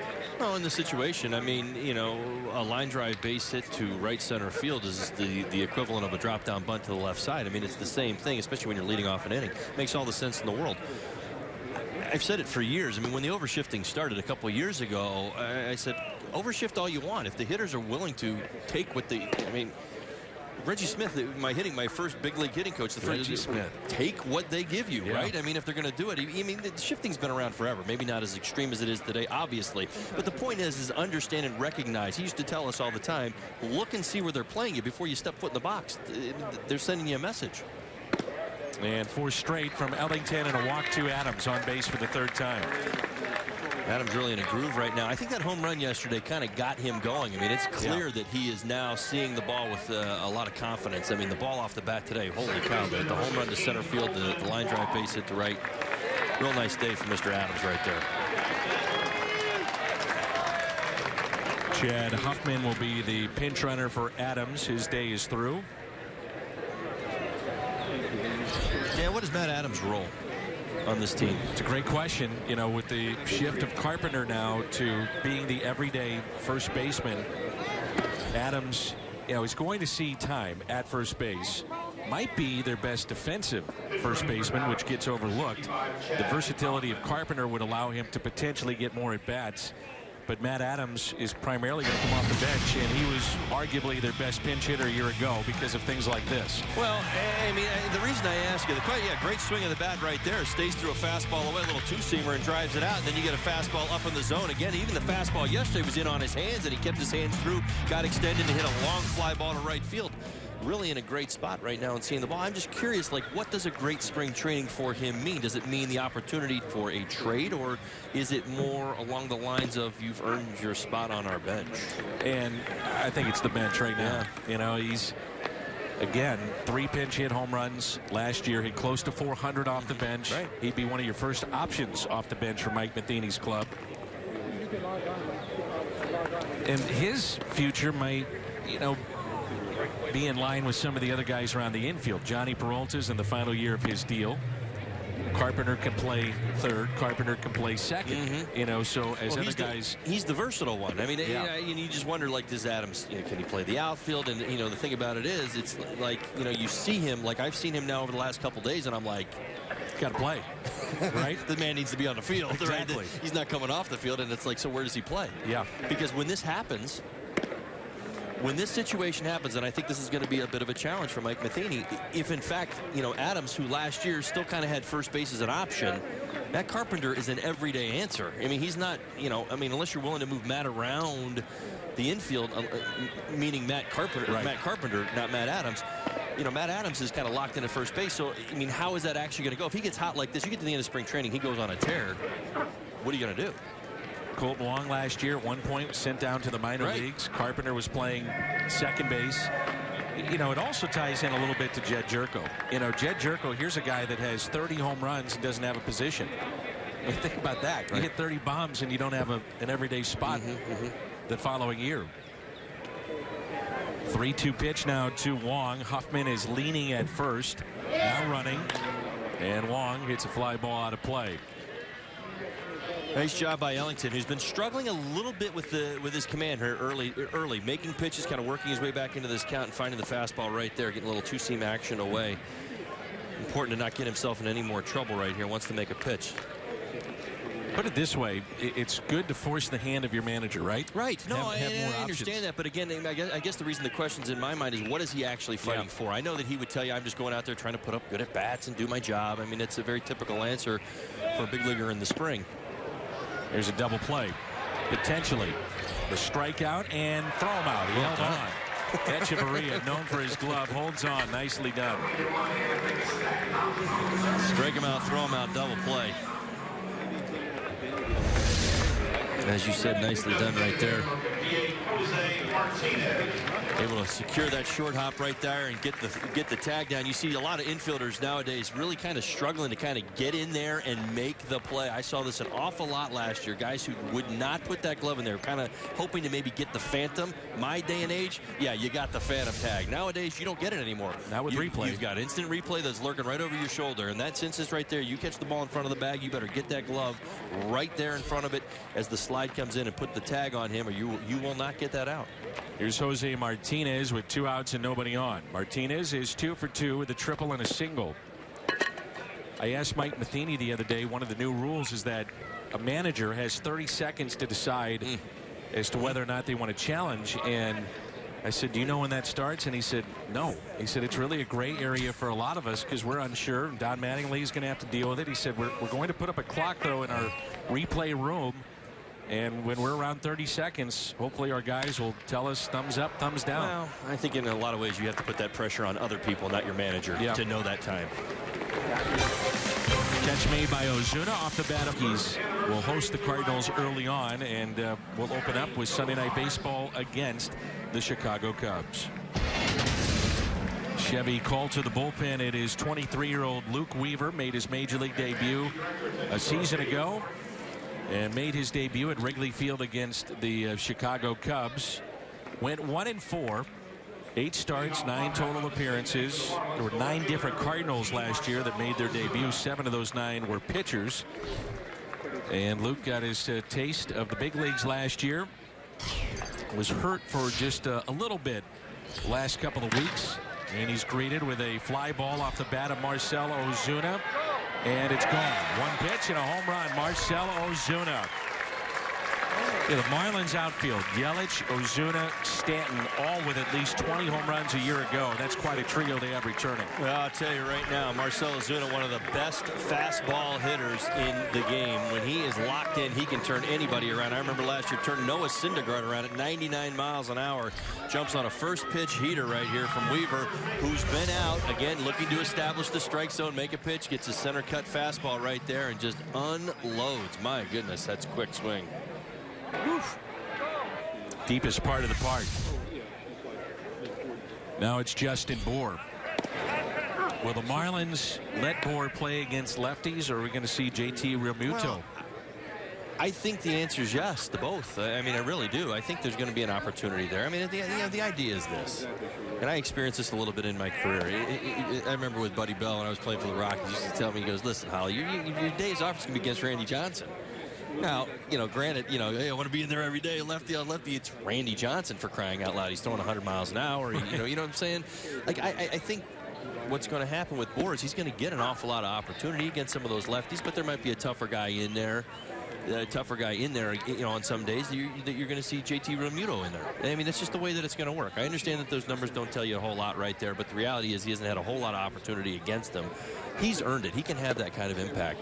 The problem that you have is that, he needs the reps to get better at it. 2 balls, 2 strikes on Bour. Today has walked a couple of times, and that was against Adam Wainwright.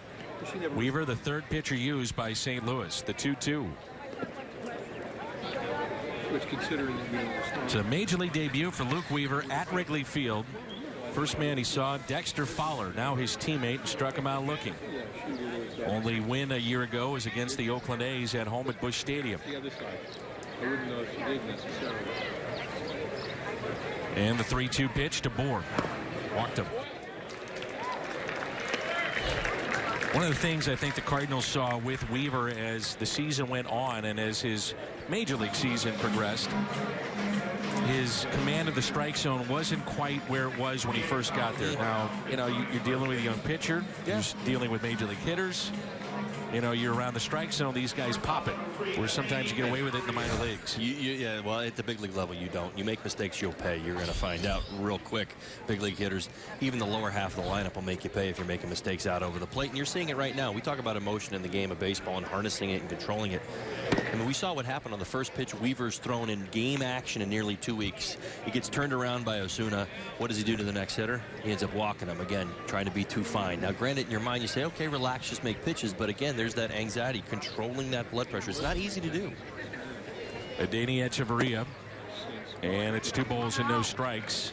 It was Weaver and Trevor Rosenthal this past week that pitched on the side. So Weaver goes today, and Rosenthal threw a side session back behind the complex here at the ballpark about 2 hours before our first pitch. They're going to see how he comes away from that. He's been dealing with a sore side, and if all goes well, then he'll appear in some games this week. That's it out of play. 2-1 the count. Yeah, Rosenthal in a very interesting role. Do you have an answer? If I were to ask you the question being the obvious one, Trevor Rosenthal, what is he? What's the answer? Closer, could start, dynamite stuff, you know. I mean, that's a not little the bit of everything. answer I'm looking for, though. I'm giving you everything. Right. Well, that's what so many people have been surprised at the transition, because he really did establish himself.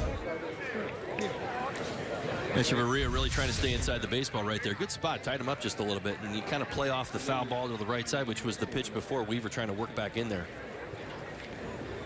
Here's a 2-2 pitch. 30 years.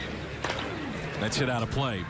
When you looked at Andrew Miller of the Cleveland Indians last year in postseason play, you saw multiple innings time and again. In my opinion, and talking with those around the Cardinals, they don't think that that is a model that's sustainable for 7 months. If you needed it, you know, in September and October, when, you know, guys are running out of gas and you need those wins, you might, you know, have the multiple innings kind of thing. I don't think that's going to be sustainable, though, with Rosenthal, a hard thrower. But what it does set him up to be is outstanding, and basically having 2 closers in your pen in the 8th and the 9th. Rosenthal will go the 8th, could close if need be, and then you have Sunwon Oh as your closer going into this season. Nice play there by Patrick Wisdom. Well, I would imagine that Rosenthal is certainly capable of doing it. He knows what's going on in the situation and how his role has transitioned now. I mean, again, one of the elite closers in the game for a period of time, and the things that kind of got away from him a little bit last year now is making that transition. I think that, you know, you're not asking a first-year major leaguer to do this. This is somebody who knows how to get big league hitters out, and it probably will serve him well in the long term. There's Matt Youngle, who is 1 for 2. Yeah, he's made no secret about the fact that at some point he would love to start. He was really disappointed. He was scheduled to start, I believe it was a week ago today, and then was scratched because of the soreness in the side. Nothing serious, but why push it in spring training? Now, the Cardinals, though, do want to see him, and he was being stretched out to at least have a chance to start, get his feet wet with that, get his work in. But they want to see him go multiple innings at some point down here. I really do think it's a possibility. I think the one thing that hasn't been talked about too much, Dan, that I'll bring up here is the fact that the disabled list has been shortened to 10 days. And I think what you're going to see this year is probably an overuse of the disabled list. I think most teams will probably overreact. They're going to look at that and say, well, it's not 15 days anymore. It's only 10. That little, we can get away with it. Oh yeah, put them on the DL. You know, just a little. You know, the little things are going to become bigger things. Things that guys might have fought through before, they may not now, or the clubs may ask their player to go on the disabled list for periods of time. So I think what you'll see from a lot of teams is the use of multiple starters. At the same time, you start to protect some of your guys, some of your bigger guys, if you in fact can do this. Point. Well, think about it. I mean, a whole week, I mean, 5 days, it's one start. It's one turn through the rotation. Instead of missing potentially 3 starts, now you're missing 2 if you look at it. And the way you do it, if it's coming off his last start, it may only be 1. Right. So teams, I promise you, are probably going to overreact to this a little bit. I think we're going to see, and we'll probably talk about this when we see each other during the year, the overuse of the disabled list. I think you're going to see teams do this a lot this year. Here is Sierra with a runner at second base. Moises Sierra is 0 for 2 with a couple of strikeouts. A lot of teams, a lot of players would fight to avoid that because it was such an extended period of time. Like, oh, no, now listen, man, this is like 3 days. You ain't putting me on the disabled list, you know, for this little twinge in my leg. It's 3 days, I'll be back. And teams were willing to wait and find out because the 15 days scared teams. They didn't want to lose a player for 15 days. Now it's only 10. Right. It is a big difference. Half a month as opposed to 10 days. Absolutely. And from Don Mattingly's perspective, especially as you talk about with a pitcher, it could be just one turn in the rotation. Well, I'm thinking you miss. Weaver and Rosenthal. I mean, they're probably going to end up with a handful of starts this year with in a Cardinals uniform just based on that alone. In a lot of ways, it might even be the smarter way to do it because it's now a vehicle for teams to manage the innings of their starters a little bit better. Maybe protect their health a little bit more. 1-2 the count with 2 outs and a runner in scoring position. A home run by Ozuna to start this inning has made it a 5-2 St. Louis lead.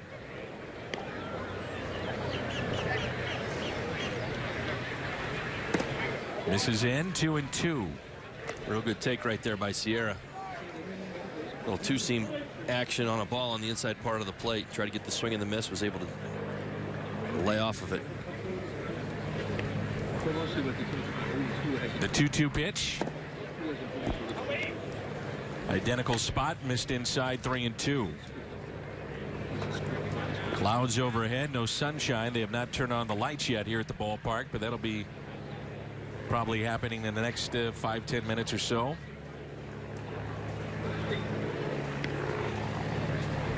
The 3-2. And he walked him. Moises, that's ball 4. He was feeling good about himself. That's a really good at bat. Those last 3 pitches were pitchers' pitches that he laid off at the bottom of the zone. I thought, yeah, that's the best at bat he's had this afternoon. Sierra, real nice job right there. Not always the easiest thing to do. Sometimes when you don't get a lot of action or a good results your first couple at bats, you go out there, you really want that third at bat to be a good one. And that was a good at bat, obviously taking the walk, but sometimes I know I used to do this all the time, get a little more hungry in those situations. Wanted to chase that third time if I hadn't done anything yet. 2 outs, 2 on. Tomas Talis, the catcher today. Miami has added A.J. Ellis as the backup to J.T. Realmuto. Ellis reunites with Don Mattingly. Those two were with each other for a number of years with the Dodgers. Real nice pickup, and we've talked about how this rotation's been put together and probably the importance of bringing a guy like Ellis on board. That's a fair ball inside the first base line and down into the corner. A run will score to make it 5-3. Talis on his way to second base.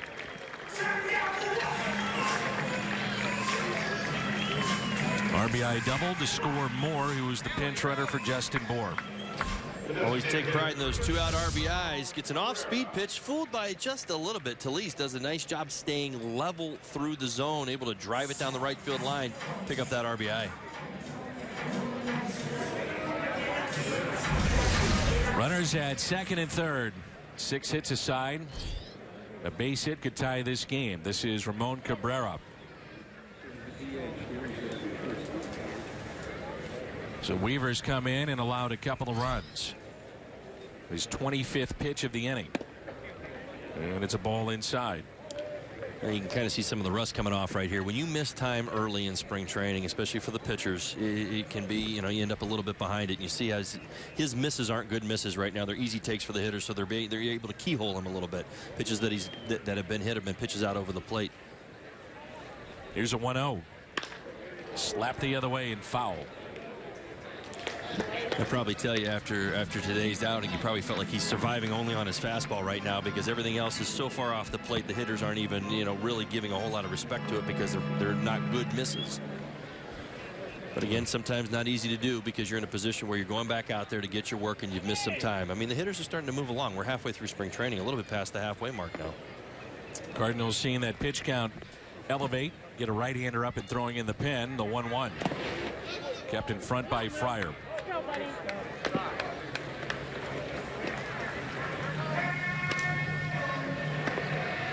As you talked about for Luke Weaver, very I'm sure frustrating situation. Comes out, makes a start, then working on the side, injures himself, has to be held back.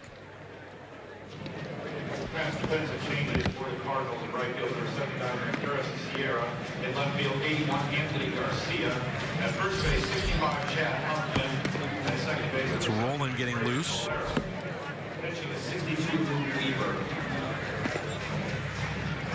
That little mound meeting right there by Fryer. My guess is that to let him know this is probably his last hitter right here. Come on, give me everything you got right here, and let's try and get ourselves an out right here. If you lose this guy, then we're probably going to have to go get a guy out of the bullpen. Starting to rain here at the ballpark, and the 2-1 pitch is a strike. 2-2.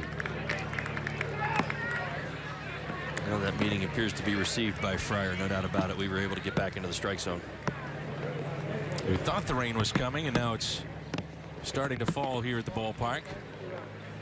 2-2 the count. And a ground ball that's hit to second.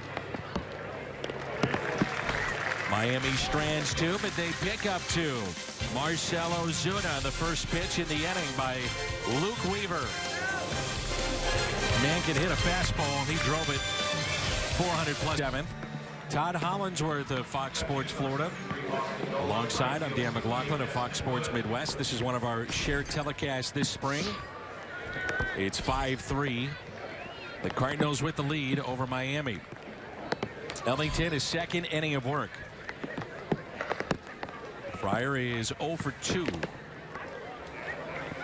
He's had a couple of chances today to drive in base runners. Came up with a runner at third, nobody out. Struck out in the third. Bases loaded, and nobody out back in the fourth.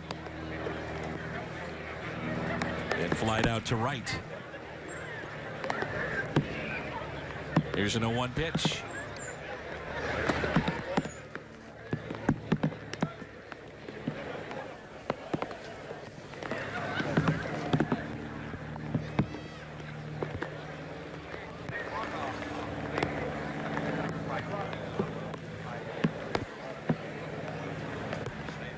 A steady rain here at the ballpark, and the 1-1. And it hits Fryer. You can probably hear that rain popping off some of our mics around the field. Right. Ellington right there working around the zone just a little bit. You kind of saw it last inning. At times showing good command, and then at other times kind of losing it just a little bit. And you see right here, this kind of flies out that hand a little early on the grip and gets him on the elbow. It is starting to pour right now. You know, when you're watching on TV, I always say this. You don't realize how much sometimes it truly is raining, right. And sometimes it looks harder than it is. This right now is pouring. Oh yeah, skies have opened up.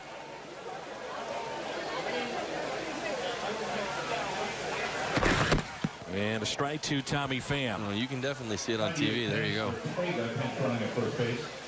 I'm assuming the umpires have probably gotten word that it's maybe just going to come over the field for a couple of minutes and then clear up. It is pouring right now.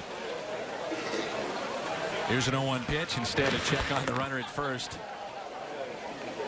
That's Ortega pinch running for Eric Fryer.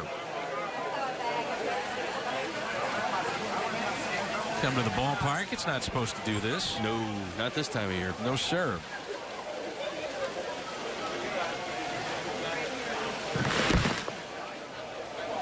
You have to imagine it's got to be tough for the pitcher to get a little grip. You can see that ball that hung up on a breaking ball. Yeah, there's no grip. I mean, that's just it. And this is what pitchers talk about all the time. Yeah, to your point. I mean, we're in Florida. You think it's okay. But even now, like, he goes to his pants to try to dry his fingers off, and your pants are wet. So he can't find any, any dry fabric right there. So we got to be a little careful right there. I'm obviously glad that the rain's stopping and keep going. But when you see those downpours in Florida, we used to talk about this all the time. When your uniform would get soaking wet like that, you can't dry your fingers off. I mean, it just gets so hard to do, and you're just asking for one to slip.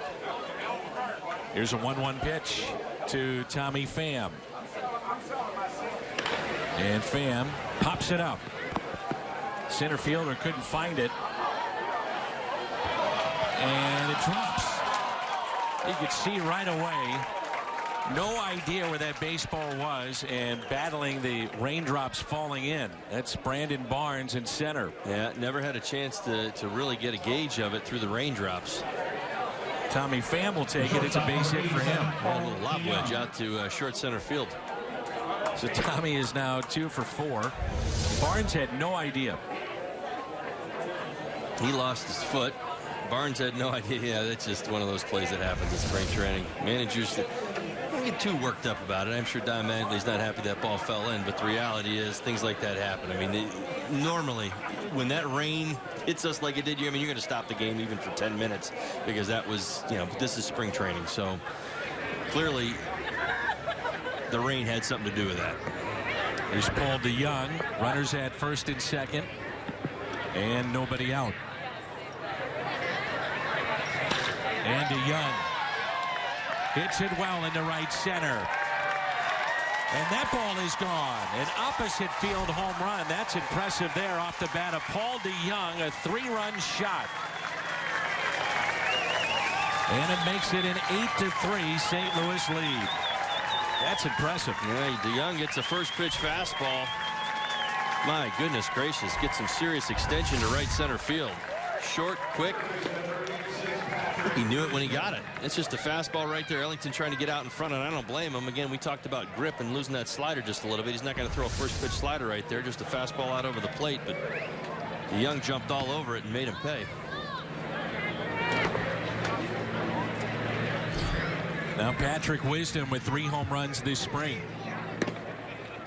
Remember I was talking about DeYoung with exit velocity? There it is. Yeah. Check that. This is Bader at the plate. No, it is Wisdom. Patrick Wisdom. Here's a 1-0 pitch. Well, your point on exit velocity, I mean, it's the predictability of success in a lot of ways. That's why it's become a favorite stat, and I'm sure that's why you like it, because the more consistently you have that exit velocity, you're proving that you can hit a big league fastball, that the ball comes off your bat, and in a lot of ways it's going to predict that success. The more often you do that, the more often you see that number, the more likely you are to get base hits. Pretty simple stuff, but you're right, I love it. I absolutely love it, especially when you see some of the big guys and some of those long home runs, and you see the the 103s and whatnot. Stanton comes to mind. Well, it's a great thing, in fans who are fans of StatCast, and you see that number, it's amazing because there's so many different ways to create that number, and I think that's what fans really, when you watch it. In Stanton's case, some guys it's bat speed, it's a lighter bat and a bigger guy, and sometimes it's a bigger guy and bat speed, it's more out of their hips, and sometimes it's out of their hands. But like give you an example for the Marlins, like you watch Stanton and you watch Yelich. Yelich is an example of bat speed more with his hands and more with his hips, where Stanton, you look at it, it's more raw power. It's hips, it's arms, and probably a little bit more shoulders, where Yelich doesn't have nearly as much. It's more fluid, and it's so interesting because they probably come up a lot of times with the same number as far as exit velocity. Right. But how do you create that exit velocity is so different in the types of players. Here's a 2-2 pitch to Wisdom. And he struck him out. The first out here in the 7th. So there they are, Stanton and Yelich. And these guys are locked up long term too, so they're in the fold for a long time in Miami. Well, it's a simple question. It's one that you asked me at the beginning of the telecast today. How did the Marlins win this year, during the Major League season? Pretty simple. I mean, you look at these two guys. I mean, it's like I can talk around, both of them and say, well, the pitching this or the bullpen that. They have to have great years. I mean, let's just start there. If they don't, they're really not going anywhere. Right. That's how valuable they are to this team. Here's Magneuris Sierra.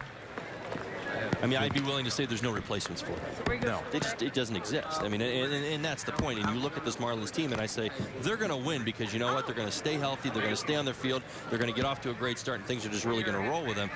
Yelich and Stanton will be in the middle of that if it happens. With Stanton, he's played in 123 games or fewer in 4 of the last 5 years. Now, what would have happened at the tail end of last year if you have a healthy Stanton? He dealt with some leg issues for Don Mattingly's club. Obviously, the loss of Jose Fernandez was huge. But Stanton in that lineup and his presence, it's not just what he could do and the damage that he brings, but his presence in the lineup too. Well, every team has an identity, and he is the Marlins' identity now. I mean, that is what Jose Fernandez, his passing has taken us to. And it's even Stanton being a part of the healing process in all of that, being the team leader, rallying the guys on the mound there at the end of the season. I mean, there's so many different ingredients that kind of lead you to this. This is the type of season that's just really set itself up for Stanton to show up, to stand up, and to lead. And I think in a lot of ways, and he's got a great, I kind of look at it like Batman and Robin. He's got a great Robin and Yelich. But the bottom line is, we all know who Batman is. Right. Hey, Alex, good way to go, kid. Strikeout of Sierra, back-to-back strikeouts. Left fielder number 81, Anthony Garcia. And it brings in Anthony Garcia. From a player's perspective, can they get over the loss this year of, the leader of that team in many ways in Jose Fernandez? Well, I mean, you can get over the loss. You have no choice but to. I mean, I've said it before, time was what's going to heal this, but it's not something that one man can take on. It's a responsibility that an organization has to take on. Even a community has to take on the passing Jose Fernandez. It's a situation where you know, those innings are divided up in the rotation. Different things happen. You know, there's different ways of getting to the end. But the reality is you lost one of the best right-handers, and some people will tell you the best right-hander if you want in the game, or the best young right-hander in the game. And he is not atop your rotation. And then you've got to deal with the emotion that is there. Sure, time is going to heal. This team is going to, you know, keep playing and playing hard and fight for his, you know, his cause or for him in memory. The reality is you're going to have to find a way to divvy up that responsibility. No one man can shoulder it. Very, very tough. Cardinals have dealt with their in-season losses. 0-2 on Anthony Garcia. A couple of home runs, 5 RBIs this spring. St. Louis with a lefty throwing in their pen. Same can be said for the Marlins as Ellington is trying to get the final out here in the top of the 7th. Now time is called. Very light drizzle right now here at the ballpark. Storms move through. That'll be probably at the end of it for a little while here. We hope. Bring them up so you can get that. Hopefully, sure they want prior to 0-2 pitch to Garcia. Popped up right side. Playable in foul territory, and the catch is made. Damage, though, done. Paul DeYoung has had a very good spring, opened up a lot of eyes with the St. Louis Cardinals. This will get your attention. Goes down to get it. Blackout and other restrictions apply. Visit MLB.tv for details. Such an interesting story. Jordan Schaefer of the St. Louis Cardinals, and that may ring a bell for some of you folks. As a position player playing in the National League East with the Atlanta Braves. He was a starting center fielder for 2 different franchises on opening day. And he's trying to make it as both a position player, outfielder, and a pitcher here for the St. Louis Cardinals. How does he get his work in? One day you show up as a pitcher, the next day you show up as a player. Very interesting to me to see if he can pull this off. What a feat. I think of Brooks Kieschnick, I guess, as an example of that. I played with Brooks in the Arizona Fall League back in the day. Boy, he had a cannon for an arm. Ouch. Caught him right on the hand or arm right there. That's Jeffrey Perez, a top 10 prospect for the Marlins, and that catches Ortega. He got him on the shoulder. Oh, yeah. It sure did. Oh, yeah, right. Just kind of, there's that open spot, especially catchers who have a little bit longer necks. They kind of make themselves slightly vulnerable right there when they kind of reach for that ball that opens up that chest protector. So you watch his neck right there. So you kind of get right underneath there, right there in that little spot. What's that? I know. We had Ricky Ankiel in the booth a couple of days ago. Ricky Ankiel, longtime major leaguer, pitcher, and an outfielder. And, you know, he's talked about trying to make the transition from position player to pitcher. He felt that that would be tougher than what he did. You know, Schaefer was telling me he's always had a good arm. He pitched in high school like many, it seems like, major league players did, because they always had the best arms. And see, he's trying to do both, though. Right. Yeah, see, like that. I mean, I've understood that. And I mean, there's some really good pitchers who are good athletes that can obviously make the transition to being a player, or even the other way around in some cases. But I guess the thing that amazes me is that he's doing this at the same time. Well, he said, and we're joking about it, but his days are spent, you know, sometimes cutting BP short and running to go do a bullpen session, or vice versa. He was roughed up his last time out. The 3-1 pitch is a high fly ball into center field.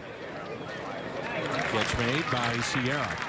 The other aspect of Jordan Schaefer is that he's such a good athlete. He's also one of the fastest guys in camp. So, I mean, so think about it if you're Mike Matheny and he does make the club or at some point is called up. I mean, he could pinch run, stay in the game and pitch. And if he needed to, then put him in the outfield and then bring him back in to pitch to face somebody else. Right. I mean, you could really do some different things. And it's a very interesting, you know, concept and certainly idea. I guess the question that I would have is the effectiveness of the pitching, you know, the pitching side of it. And that's really what it comes down to. Because if you do bring him into the game, you know, as I say, a pinch runner, which he's certainly capable of doing, and certainly somebody you think would do that. You know, you obviously lose him on the mound unless something kind of backs its way into that situation, because I think right now he's probably more of a lefty specialist out of the bullpen, I would say, right? I mean, it isn't how you see it. So it's almost in regards, you'd have to, during the course of the game, think of him as a pitcher first, thinking, is there a spot that we're going to use him today? And if there's not, as this game goes on, then maybe we could use him as a pinch runner. I don't know. It's a very interesting conversation, because, you know, using him the right way, I think, would be somewhat difficult to figure out. Yeah. Barnes is retired now. Den Decker at the plate, the former Met. Last year, we saw Travis Wood with Chicago used in the outfield. Good enough athlete to do that, then come in and finish off an inning or get a matchup that Joe Madden wanted. There's a good breaking ball. Drops in for a strike. Well, Steb is still in those situations. That was done more out of desperation because of the limitations in the ball game, the players that had been used, and the fact that Travis could do it. It's not something that necessarily was strategic. I mean, putting Travis out there, you certainly don't want to see him get hurt, obviously, but that's kind of how it worked for sure. Whitey Herzog in the 1980s with the Cardinals would do that occasionally.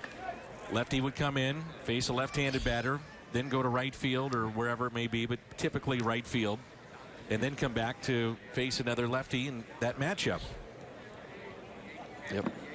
Does make it fun to talk about, I can tell you that. It's fun to watch. It is.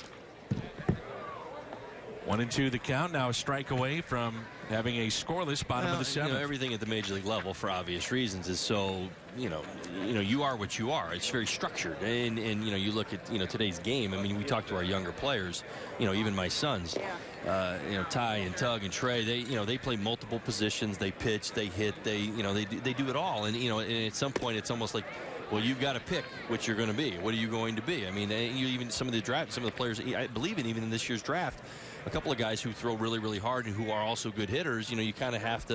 You're going to be a hitter. You're going to be a pitcher. Well, you know, we want the velocity, so we'll draft you as a pitcher. But another team might say we want to draft you as a hitter. Right. But you do have to kind of define yourself. That's why I'm so intrigued by, to your point, what Jordan's trying to pull off here is very, very unique. You got to have a manager who's going to have to think along with his role every day. He said his velocity when they first moved him to the mound, and this was something that was done a couple of years ago with Minnesota, was around 88 miles an hour. So not too shabby at all for a guy that hadn't been on the mound. He was hitting 91 to 93 with the Dodgers. That's well hit down the right field line. And it's a home run. It stays fair and a home run. Matt Den Decker. Now Schaefer, the two previous pitches, didn't get the call. A little frustrated. You could see that there, and Den Decker then with that pitch drives it down the right field line for a solo home run. Yeah, you get a pitch out over the plate. That's, to your point, exactly what happens right there. Just misses on a couple pitches, and then you see right there, where does that pitch? He wanted to get it away. He leaks it back out over the plate. Den Decker jumps all over it and deposits it over the wall in right field. And it brings in Moore. Came in as a pinch runner for Justin Bour. 2 outs, nobody on. It's now an 8-4 St. Louis lead. But back to the point of velocity, Schaefer feels he can get to mid-90s before the season is through. And also, to your point, there were teams that wanted to draft him as a pitcher. Right. And he had to tell people, look, you can draft me as a pitcher, but I'm not going to sign. If you want me to be a position player, count me in. Right. That's what he wanted to do. People used to ask me all the time, like, you know, as a young kid coming up, why didn't you pitch more? Like, I never pitch. I said it bored me to death. I just never, I didn't like it. No, I mean, and I think Jordan probably would tell you the same thing. He just saw himself more as a player, you know, factoring into his personality. That's well hit out to deep left field. Drops in, one hop off the wall, and Moore on his way to second base.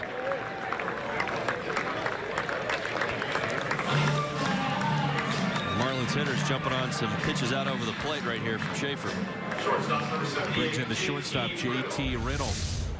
Yeah, Moore having a real nice spring as well. Gets a breaking ball in the middle of the plate, up and elevated. We talk about it. I've talked about high ball hitters, man. You miss with a breaking ball up in the zone above the waist. It's going to get hit by just about anybody. And you see right there the ability to drive it. Nice at bat by Moore. And something's not right with Jordan Schaefer, apparently. The Cardinals medical team is out to visit and see what's going on here. He has been besieged by injury the last 3 years. I mean, multiple stints on the DL. surgeries and whatnot.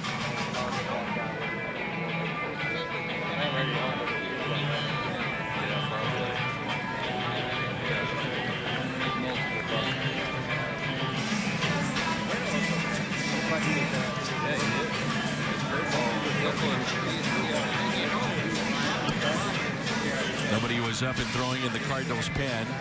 Continue to talk to Jordan Schaefer. And that's going to be it.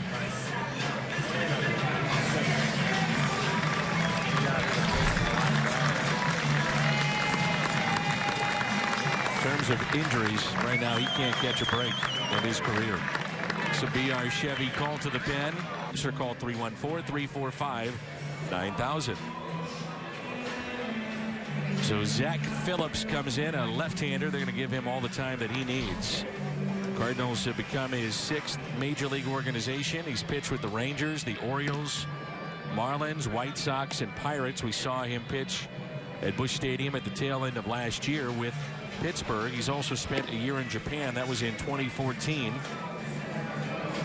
Can never have enough depth, and especially enough depth from the left side. No, completely agree. There's always one more great left-handed hitter in the game of baseball, right? You got to have these guys, these specialties that come in, specialists who come in and get these guys out and put down those innings. You see him warming up right now, and he's got all the time in the world to do it. A lot of sliders, and again, a two-seamer.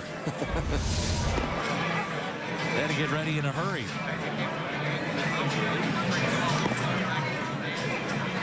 No truth to the rumor that he's also part of the Teen Wolf clan.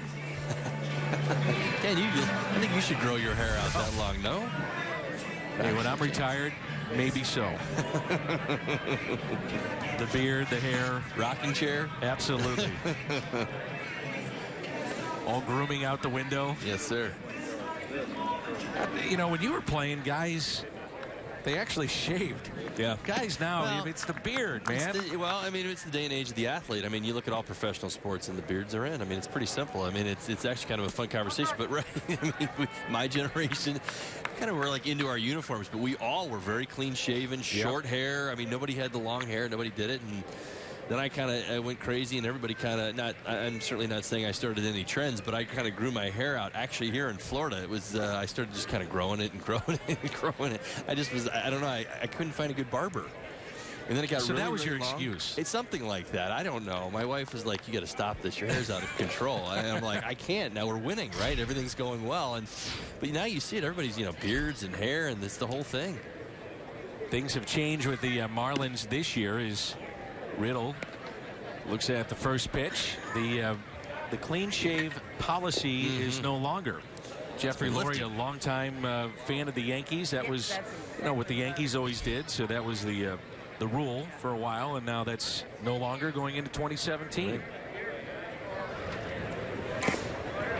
Freedom of expression is big in the game, certainly big in professional sports, and it's I mean I get it from both sides. I mean, this is a very interesting one. I kind of always thought that way and certainly respected it. I was never growing that beard out, but I think as long as you don't abuse it, you certainly should be allowed to grow a beard if you want, as long as it's not that Duck Dynasty beard that's Some of those have that.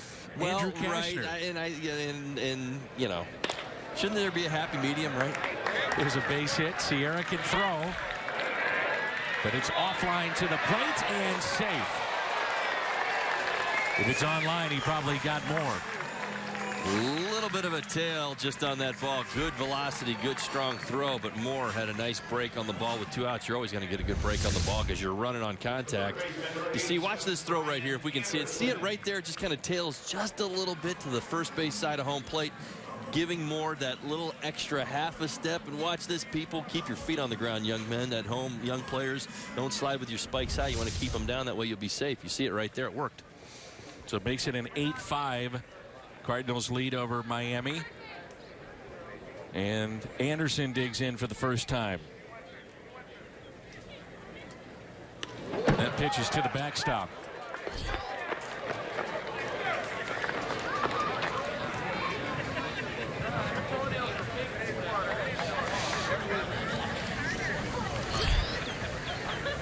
Wild pitch charge to Zach Phillips out of Sacramento, California. He'll turn 31 in mid-September. and was signed as a minor league free agent by the Cardinals. We are in the bottom of the 7th, 8-5 the Cardinals lead, and the 1-0 pitch. Ever wonder why that happens? Previous pitch is to the screen, and then all of a sudden he paints the black on the outside corner. I used to always tell myself because there's some element of embarrassment there. Maybe so. I mean, the attention to details, but you're right. Next thing you know, you throw it on the black. You see a lot of similarities in this game. I find it so amazing. You know, you go through every game, and I've seen it multiple times today. We've even talked about it just a little bit. You know, sometimes when a pitcher doesn't make a pitch or gets beat by a pitch, what happens to the next hitter? Almost predictably, you know, there's a worse pitch, or there's the inability to overcome the mistake that happened in the, you know, the previous at bat, and it leaks into the next at bat. And you know, you see this all the time. You know, where pitchers are feeling the emotions of the moment. Even here in spring training, you know, we talk about like this matchup right here for Phillips and for Anderson. These are big moments for these men. As we talked about, you're trying to impress your team. You want to be that guy. Granted, 25-man roster. Are these guys breaking camp with the team? Probably not. But the point is, you're always treating every at-bat like somebody's watching you, and you can do something to impress them. One of those people watching you are holding radar guns behind home plate, too. Scouts with other teams. That's exactly right.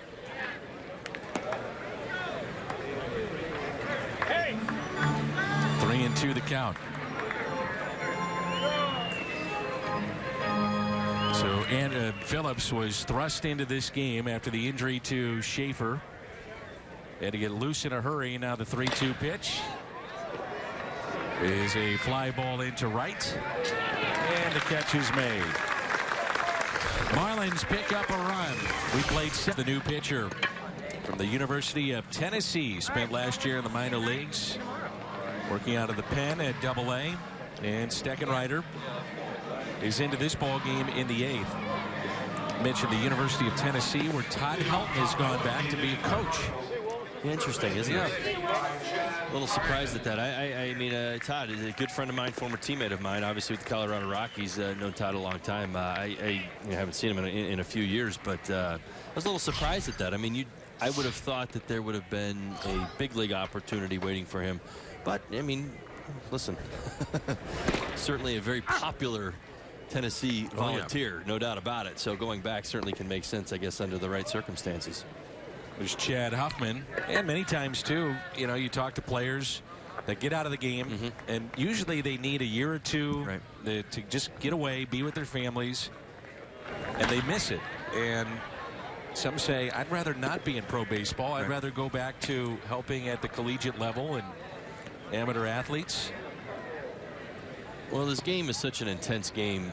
Everybody thinks it's physical, really, mentally. You talk to baseball players who have played this game for a long time. I mean, the realization, even the one that I came to after my career, was that it's in your DNA. It's who you are. I mean, Huffman a grounder to second. Yeah, I would imagine for guys like you, whatever you think you're going to be, you know, the reality is you're most qualified for this. This is what you know. This is what, I mean, my whole life has been dedicated to this sport, even as a child. I mean, I love football, I love basketball, I love the game of baseball, but understanding this game from my minor league experiences to understanding the game and sabermetrics and how to get better and how to hold my hands and do all the things that you did in the minor leagues to becoming successful at the big league level, and then realizing your career's over, you say, I've dedicated my life to this point in time, to this game right here. Here's Valera, who's listed in the top 20 in Baseball America among Cardinal prospects. Very good glove. Takes over at second base. Yeah, I was about to say, I would imagine for guys like you, others that have played the game a long time, you know, February hits, and if you're not in the game, you're thinking, I'm supposed to be doing something. I need to be in spring training or around a cage, indoor cage somewhere, doing something with the game. Yeah, you kind of get it out of your system just to readjust, and I remember going through it, you know, with Marcy and the kids, and you know, kind of finding my place at home. Did they want you back? They did eventually, right? I mean, it took some time, but at first, right. Well, right, no, I mean, that's really the truth, and I think most ball players really do go through it because there's some element of it's over, and I mean, that's not necessarily a positive thing. I think, you know, when we look at David Ortiz, we say that's a positive, right? Full career, the guy's, you know, either, you know, he's kind of, you know, Hall of Famer, you know, he's well liked, he's very popular, won championships, but 99.9 of us aren't David Ortiz, you know what I'm saying? So, you know, it's not always going to go that way. Ground ball to second again, and Valera is out number 2. Just talking to some scouts down here that believe David Ortiz is not done. There's been a lot of talk over in Fort Myers that those around that camp think that some way, somehow, he's going to come back. It was interesting, you know, just to hear some of the scuttlebutt around the various camps in Major League Baseball. Well, I think the answer to that question probably lies in the next 60 days. You think so? I really do. I mean, that's, you know, at least for me personally, those were the toughest days. And if he doesn't stick his toe back in the water in the next 60 days, I think with each passing day, he actually will become more comfortable out of the water. This is Alvarez at the plate. 1 ball and 1 strike. I suppose there's the possibility that, you know, I guess maybe you think about it, pitchers, you know, I remember Pedro doing it, like the pitchers who kind of semi-retired and came back at the, you know, kind of the trade deadline. Maybe David's like, all right, I'm gonna take the half the year off and I'll come back at the trade deadline. I mean, have we seen that? I don't believe we've seen that yet. So listen, I wouldn't put it past him, but I don't know. I just feel like with every day that you kind of get out, even as a player, well, you get a taste of being home. Yep. You get through the first spring training and not preparing for a season. Well, you have to find your place in this world, and I mean that with all sincerity. For everybody listening, I mean, it's like it doesn't matter how much money you make. You have to find your place in this world, and your place in this world has been dedicated to a sport, time, 365, 24/7 in a lot of ways. You know, just even your off seasons, just waiting for the next round of baseball. You know, where that's no longer the driving force in your life. You've got to find another, you know, is it your family? Is it your kids? And if you've made that kind of money, what makes you happy? I mean, right. Most guys tell you, I don't want to play golf 365 days a year. We all think we do, but you don't. Nice pick at first by Moore. 3 ground ball outs for Steckenrider. Nice hitting right there. Midway through 8, it's 8-5. Cardinals lead the Marlins. Glenn Fox Sports Midwest 8-5. The Cardinals with the lead as Matt Bowman takes over for St. Louis. Bowman a solid season. Rule 5 pickup from the Mets. Appeared in 59 games out of the bullpen for St. Louis. Record of 2-5. Very reliable. Good sinker. A lot of ground balls. And he'll be counted upon this year again. Got a lot of big outs last year. No doubt about it. Certainly here. Such an interesting part of spring training games. I love this part of the game, you know, because we kind of, you know, as players at times you watch, you know, okay, some of the guys, the D. Gordons and whatnot are out of the ball game. You know, typically, you know, you kind of get to the end of this, but there's still big outs. It's still spring training all the way through, and you have to try to capitalize on every moment you get out there. Right now for Bowman, it's a big spot right here. He's got a 3-run lead. He's trying to give him a shutdown 8th inning. There's Destin Hood. Intriguing prospect that did see big league action last year for Miami. Turned down a football scholarship from Nick Saban in Alabama and finally made it to the big leagues a year ago. Hitting .261 this spring. Bowman has had a real good camp. Just pumping strikes, real aggressive. You go from being a Rule 5 this time last year, barely made the club. There were some injuries at the end of spring that allowed him to make the club. Then he's got to stick because he's Rule 5, and he was much more than just, you know, people say Rule 5, you think, well, that's a guy just hanging on. He was more than that. He was really good, and that's a breaking ball, and he strikes out Hood. Yeah, dials up that outside corner 3 straight times. Real 3 quality pitches right there. Hood, great athlete. Unfortunately, didn't get a pitch to his liking, but you look at the action on this pitch right here. It just kind of works its way down in the zone. Thought it was going to be off the plate and catches that outside corner. And Hood didn't like the call. You can see in that reaction. Austin Nola at the plate. Ground ball. And that's what Matt Bowman can do. Good sinker. Well, in this day and age of velocity, I think it's so interesting when we talk about the, you know, how bullpens are put together, and Mike Matheny's got a good one, but the ability to put together different types of elements, you know, a guy who's a great sinker ball guy, a guy who might be like a Ziegler, a submarine guy, lefty who shows you multiple arm angles. I think that is so vital in today's game. It's not so much about that velocity. I know we think it is, but if you put together, and I can promise you this, 7 guys who all throw 95 to 97 miles an hour, you're going to run into bumps because, again, hitters are going to zone that up. They're going to lock in on it. It's when you're able to change the hitting zone, change the hitter's eyes.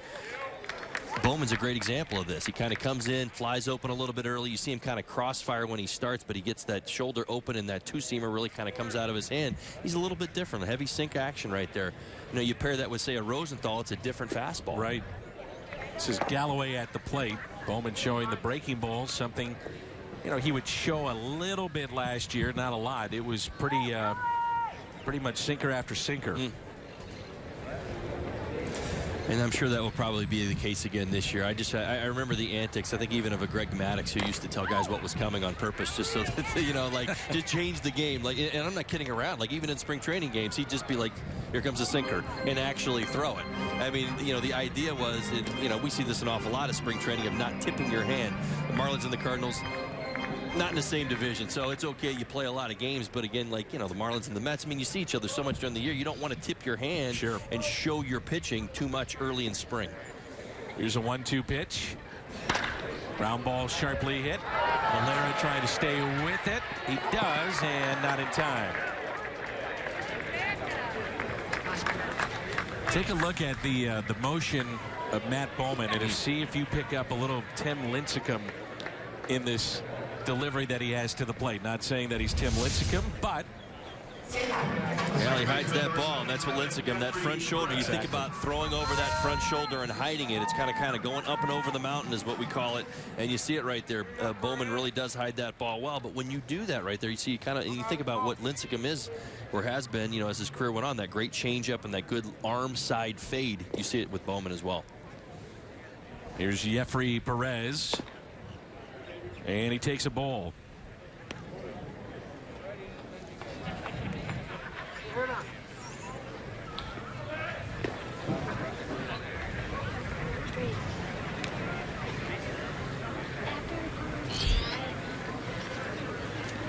He was signed in 2008. And now he grounds back to Bowman. So Matt Bowman, a scoreless eighth. Nice work. He'll be a fixture in that bullpen again this year for the Cardinals. Ninth inning rolls in when we come back. And getting a chance to pitch in a big league spring training game. Leading off the top half of the ninth inning for the Cardinals. Live arm, good velocity.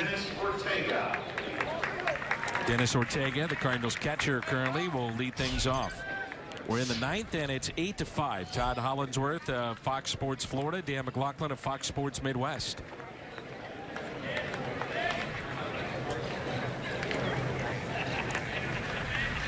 Harrison Bader is on deck.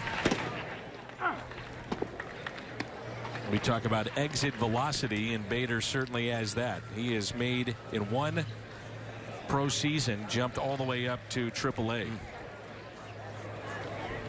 Here's the 0-1 pitch from Tyler Higgins.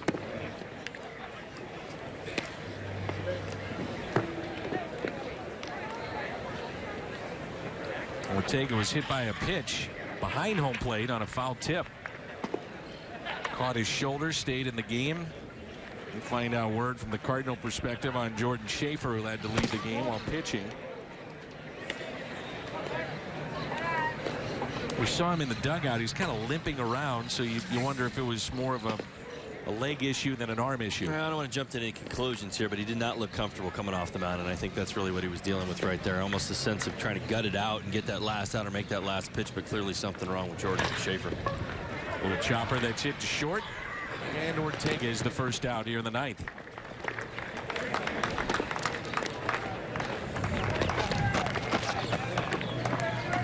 So Higgins gets the first man, and it brings in Bader. Good action on the ball from Higgins so far, working down in the zone. We've talked an awful lot about that today, and you've seen it. The success that these guys have had have really been at the bottom of the zone, and he comes in throwing strikes down there. Good to see. Lots of ground balls. Harrison Bader, 3-year starter for Florida. Cardinals drafted and signed Bader for about $400,000. Had 11 home runs in 2015. That led all the draft picks of that class. And then last year, split time between Springfield and Memphis. Springfield, the AA affiliate. Memphis, the AAA affiliate of the Cardinals. And combined there, he had 19 home runs. Well, so far, a good start to his young career, it sounds like. He see him. He's, you know, upper body really put together. And we talk about guys that are, you know, when they swing, they put everything into it, kind of the all or nothing. He's that. Yeah. An impressive home run a couple of games ago to dead center field with the wind blowing in. That's hard to do at this ballpark. Good balance at the plate. Good rhythm. Took that pitch right there as if, you know, he's nice, calm, and relaxed. He's not coming out of his swing. He's not out of control, as we say, as a hitter right now. He looks very under control and certainly trusting his hand-eye coordination. 2-1 is hit sharply foul. That's a pretty good example of it right there. That breaking ball up in the zone just a little bit. My goodness. His bat speed through the zone. Very impressive right there. Watch this bat speed through the zone. Short, quick, front side down, and just quick to the ball right there. Not a long swing, barrel right to it. Just missed himself an extra base hit right there. 2-2 the count. 1 out, nobody on. Paul DeYoung on deck, who has a 3-run homer in this game. And again, he pulls it foul. Cardinals with a right-hander getting loose in their pen. Bader put that one off his foot. You remember those? You more than anybody. Yeah, you remember. When I say you remember them, you typically remember them for the rest of your life, because it's the kind of damage, like, you know, you break a toenail and it'll never be the same again. I mean, you wouldn't realize what hitters go through in a lengthy career, fouling balls off their lower legs. How did you deal with it? Because some of our fans may not know the shin issues that you had. Oof, I had well, by definition, so you understand, it was the football shin injury. I literally shattered my shin, basically, is what it was, with a foul ball, fouling it off just like that. And then, as crazy as this sounds, fouled the ball off my knee 3 years later, and it broken the spot it originally broke in. There's a fly ball into center. I know a lot about leg pain. Yes, that's a fact. Did pitchers then pitch you inside on purpose, think that you might be gun shy? Absolutely. But the funny thing about it was I never was. I mean, that was the joy. There was a period of time I remember vividly. Like, so when I kind of had worked through that and came back, I was feasting. I was getting mine, because I mean, short arms. I was pretty good at handling the ball in the middle half. As long as it was up, I kept it up. I could do pretty well with fastballs on the inside part of the plate. And I was getting pounded in a lot. And I think in regards to that, because I was wearing a big shin guard when I came back. I remember. And I was ripping balls down the right. Now, once that stopped, they started going away, and things started changing again. Low and away, low and away, low and away. But to your point, right, it kind of actually made my game a little easier, because I kind of knew what was coming. You know, a lot of guys kind of getting tested in there. Well, they get the foul ball, and it's like 9 times out of 10 that next pitch is coming down and in. Right. See what you want to go hit it again? Well, but see, I was a stubborn player. Don't get me wrong. If you don't know that by now, you can hear me. I mean, I was the guy that ran into walls, that did crazy stuff. How many coaches used to tell me, you're reckless. You need to stop this. But I would think that way. Like, all right, this guy's going to pound me inside because I'm wearing this shin guard. So I would, even cheat to the pitch at times, but just guess and try to yank. Here's a 2-0 pitch to DeYoung. Tap foul. This was back in the 7th inning. Paul DeYoung, impressive here to go opposite field into right center.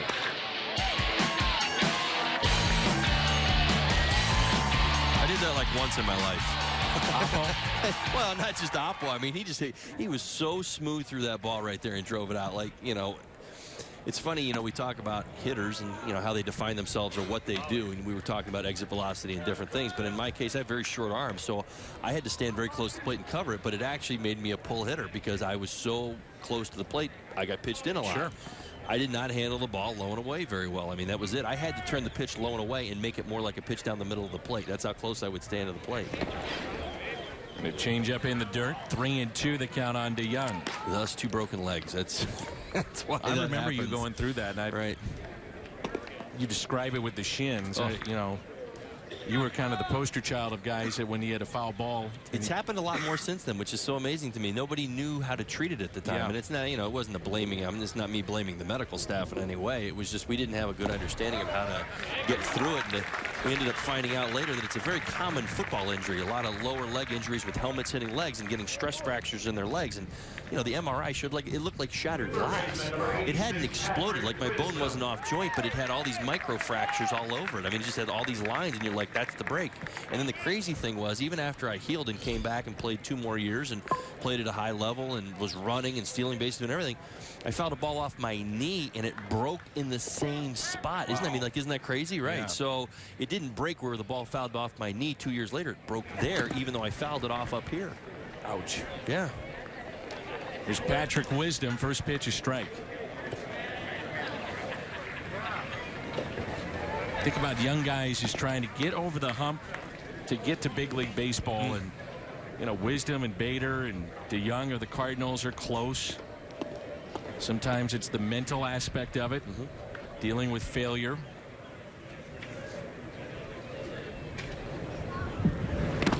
Pitch in the dirt, 1 ball, then 1 strike. Wisdom, a third baseman, known for his glove and in particular his arm. He's got a big arm from over at third base, but then trying to put the whole package together with what he can do at the plate. He's got good power, 3 home runs this spring. You realize the talent that you've got, and these young men certainly have it, and they're displaying it today. You got to keep it going and keep yourself in that loop. That's what it's all about. Waiting for that injury. You don't know where it's going to pop up, when the opportunity is going to come. Here's a 1-1. Now 1 ball and 2 strikes.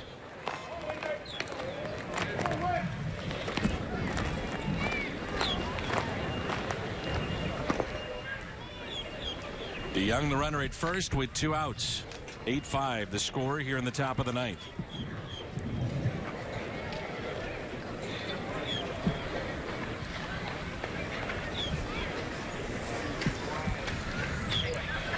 One-two pitch.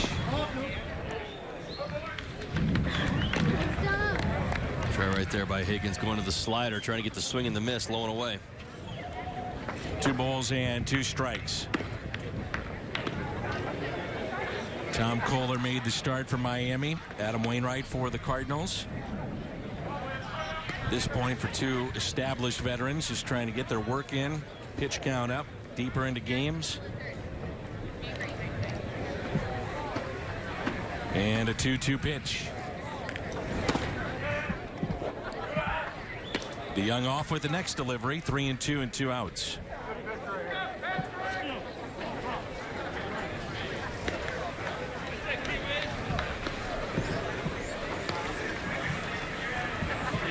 Interesting to see Moore still holding him on with 2 outs. Yep.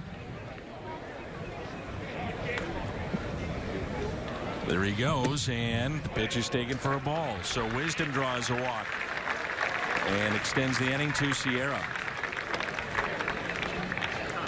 For those of you watching on Fox Sports Midwest, reminder, our next telecast is tomorrow, as we'll come your way at noon. The Astros will be here, A.J. Hinch's club. One of the favorites in the American League with all the changes that they've had. Signing Reddick and Beltran, and a lineup that seems to be loaded. So 2 outs and 2 on, and here's Sierra.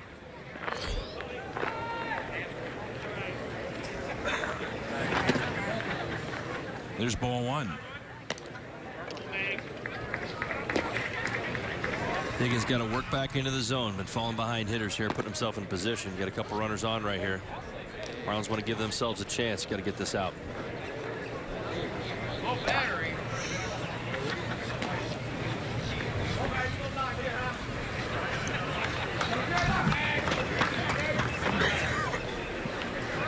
Here's a 1-0.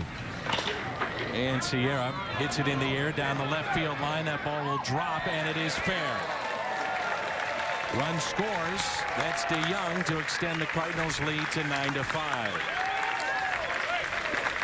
Well, you see it time and time again. Leadoff walks, they lead to damage. In this case, it does once again.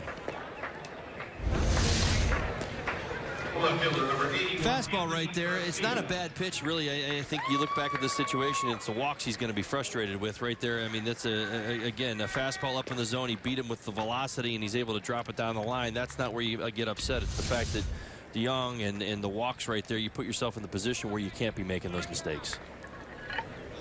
Extends the inning to Anthony Garcia.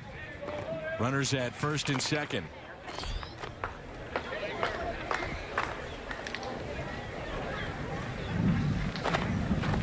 Back to a 4-run St. Louis lead. And the last thing that Don Mattingly wanted to do was get somebody up and throwing. He's had to do that. Well, at this time of spring training, you have to have great patience. Your managers really do. You've got younger players in camp, and the walks. I mean, the tolerance for walks at the major league level it's unacceptable, really. I mean, you put yourself in a position where they're going to happen, and if you're doing it too much, you're going to lose your role. You're going to either get sent down or you're going to get changed out. Here in spring training, you try to let guys work through it a little bit more. You realize that this is a work in progress, that this is technically practice, and that guys, put themselves in a position where they walk a guy or two. You want to give them the opportunity to get out of the jam, but sometimes too much right now. 25 pitches in the inning. Brandon Cuniff getting loose in the pen. Couple of hops hit to short, and a force play just gets Sierra. Barely. Sierra, the little blue base hit, brings in DeYoung for the Cardinals. His record this spring, he's been very good. 11 strikeouts in 5 innings. And he has got a big arm, a former infielder. This will be the 5th year that he's now on the mound. How about this? He had homered in a game in the minor leagues, and then later that day told that, oh, by the way, your days as a position player are done. You're pitching. It was back at Johnson City, a minor league affiliate of the Cardinals. It's the way you go out. Hey, you go out in style. Hey, hit a homer and I'm done. You're done. What'd you do your last at bat? I hit a home run. Hit a home run, no big deal. Cardinals have implored him to learn the cutter, try to master that pitch. Well, he really seems like he's coming into his own this spring. Huge spring numbers already. 11 punch-outs in 5 innings. Whew. So he averages around 97, 98 with the fastball. The cutter's around 87. Left-handers really got to him at AAA. That was one of the issues that he had as he's been up and down the last couple of years. There's the breaking ball taken low. 1 ball and 1 strike.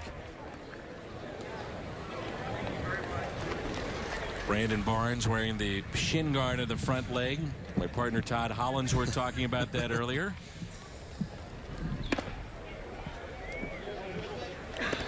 No fun. No, bad memories. Let that go. 2 balls and a strike.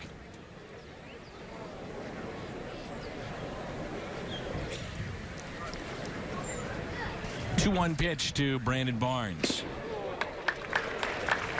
We get a good look at that velocity right there. Hitters count, the ability to challenge a pretty good hitter in Barnes, and right out over the plate and get it by him clean. Oof. That's bringing it. Yes, it is.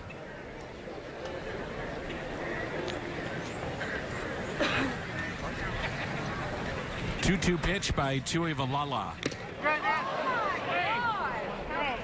Come on.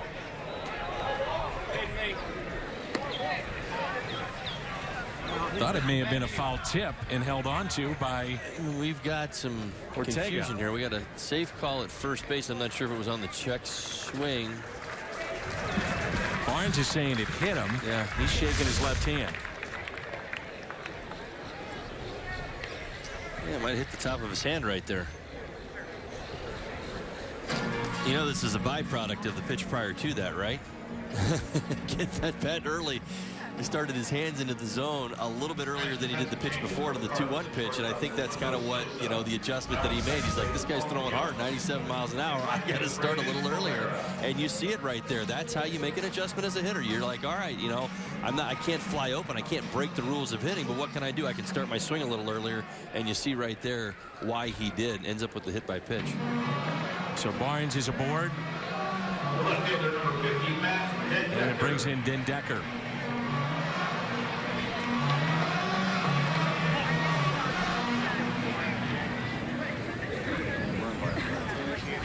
So lefty's an issue for Tuivailala, and let's see how this plays out with Den Decker, who's seen major league time with the New York Mets. There's a home run already today. First pitch is taken for a ball. This is back into 7th inning, and the home run Todd was talking about off of Jordan Schaefer.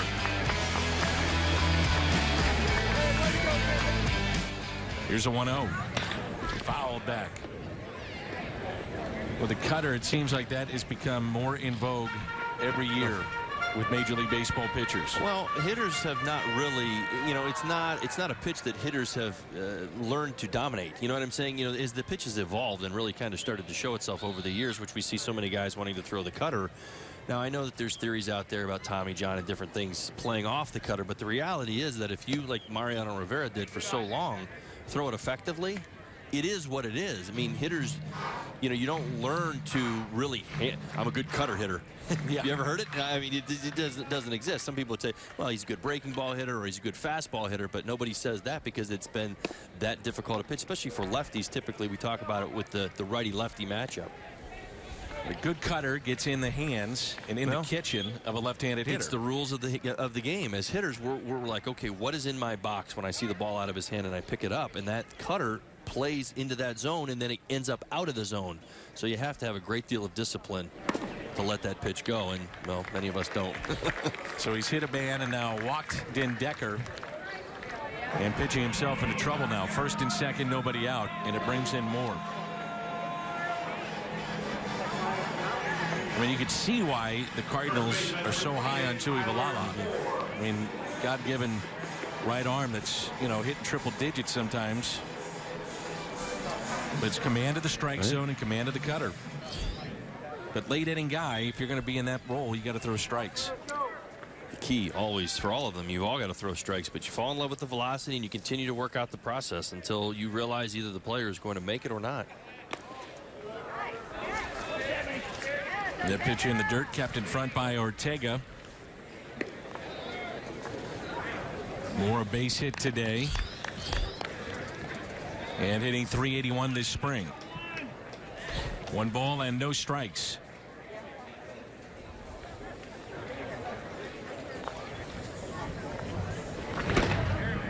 You know, a lot of our fans, if you're tuned in, they're used to watching Major League Baseball.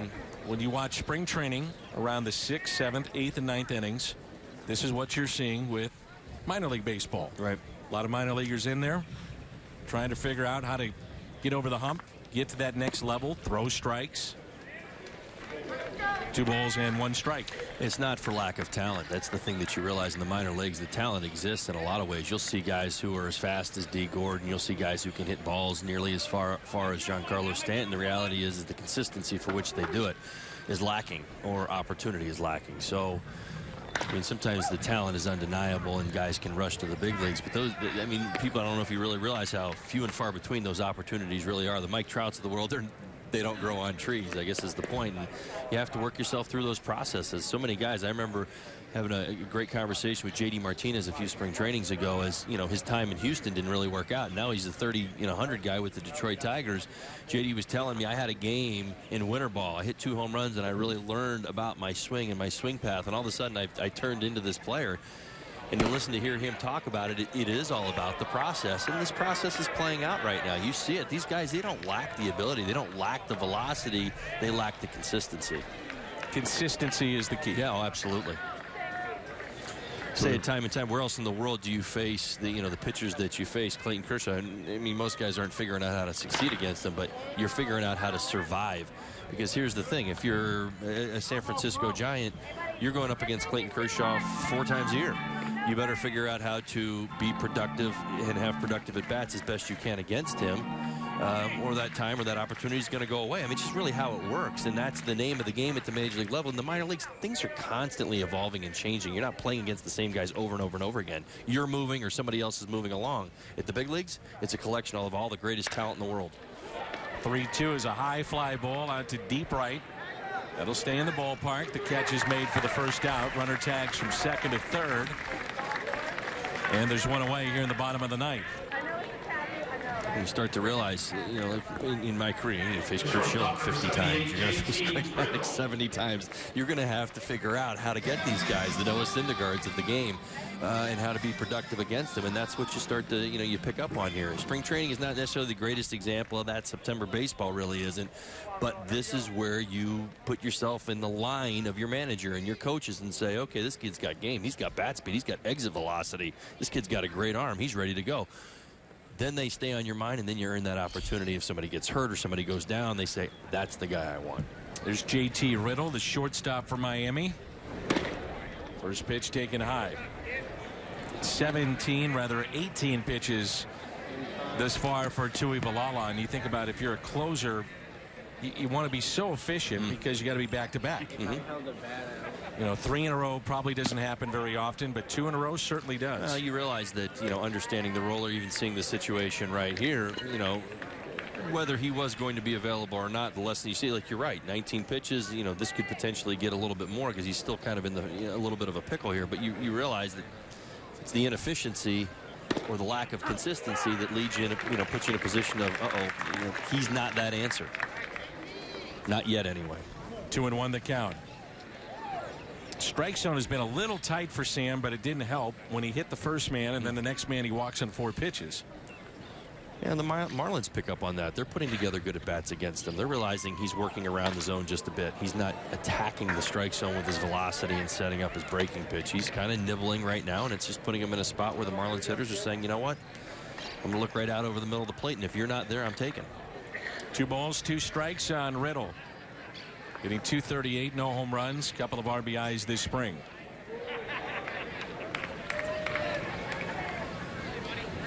The 2-2. Inside. And again, it's another 3-2 count. Well, and you, like, you see that pitch right there and the ineffectiveness of it. It's an easy take for a hitter. That's not even a flinch pitch. That's not a check swing pitch. It's nowhere near the zone, and you see that out of his hand regardless of the velocity. In other words, it's a wasted pitch. And you put yourself in hitters counts. 3-2 pitch. There it is. Base hit into right. A run will score. And that makes it a 9-6 St. Louis lead. Nice swing of the bat right there, earning that fastball out over the plate. And again, we talked about it, the inconsistency of the secondary pitches, the lack of command on the fastball. He's looking one pitch, one spot. Riddle gets a fastball out over the plate. I don't care how hard you throw. You're going to pay the price if you're out over the plate. Riddle rips one into right center field.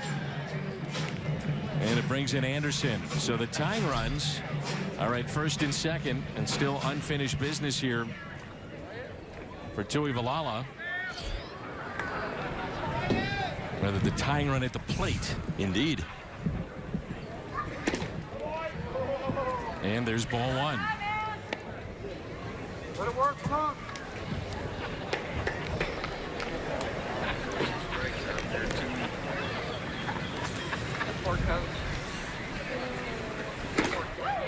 One ball, 1 strike.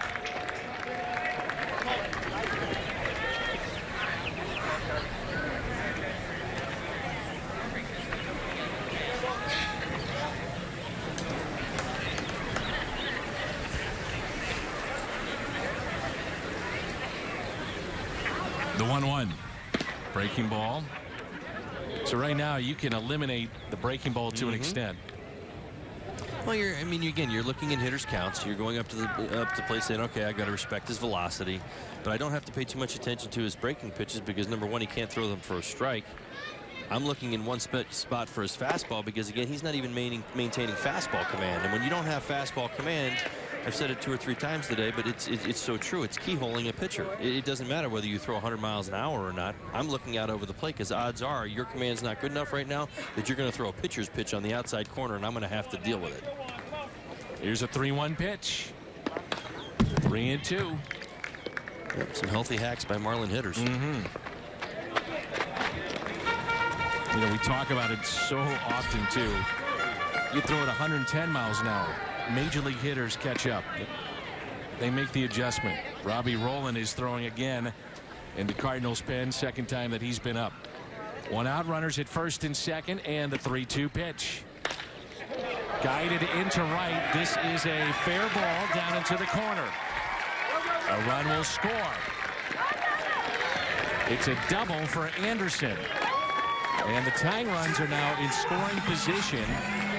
And Derek Lilliquist, the Cardinals pitching coach, is up and out to visit with Tuivailala. Now we got a ball game. Yeah, and Anderson, great piece of hitting right there. Going the other way, pitch out over the plate. And again, we talk about sometimes guys with velocity. He didn't go up there looking to pull. He was going to keep that front shoulder in and drive it the other way.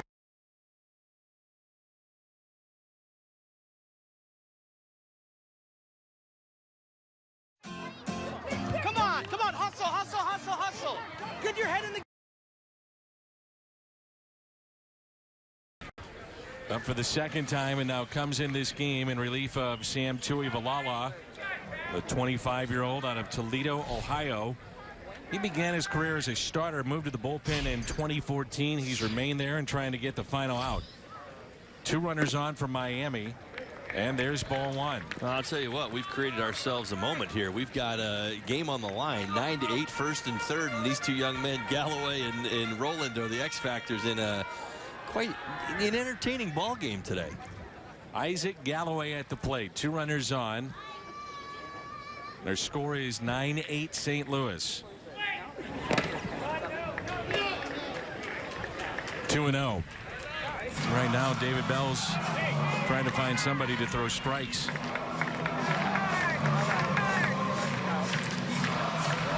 Last year, a non-roster invitee to Major League Spring Training, but had bone spurs that shut him down. Robbie Rowland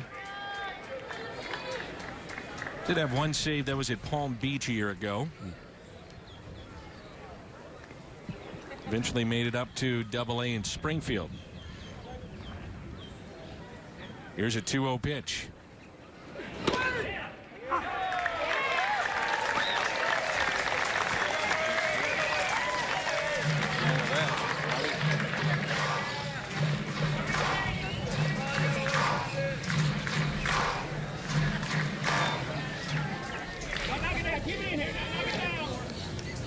The 2-1. 2-2, and the Marlins down to their final strike. Real big pitch right there by Roland. Able to go to that hard slider away. 2-1 pitch. Hitters count. Kept it low and away. Even if he gets contact right there, probably not the best of contact.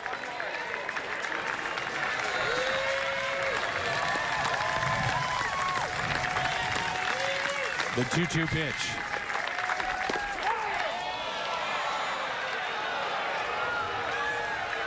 Tight zone all day today. Wow. You see it again. Kind of works its way out of the zone just a little bit late right there. There we go.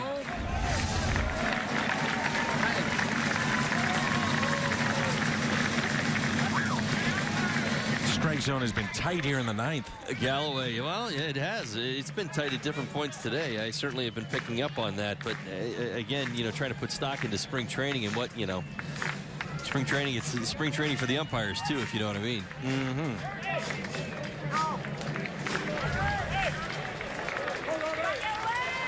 3-2 pitch. And he walked him. The bases are loaded, and a base hit could win it for Miami.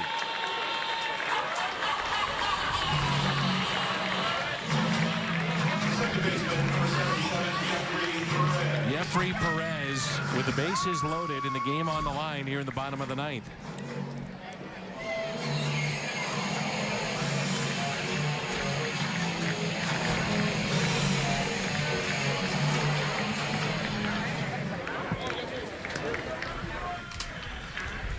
He's flied out. He's grounded out. 0 for 2 today. And that's a ball. Well, Cardinals are really struggling with the strike zone right now. Marlins hitters sizing them up, looking for something to drive.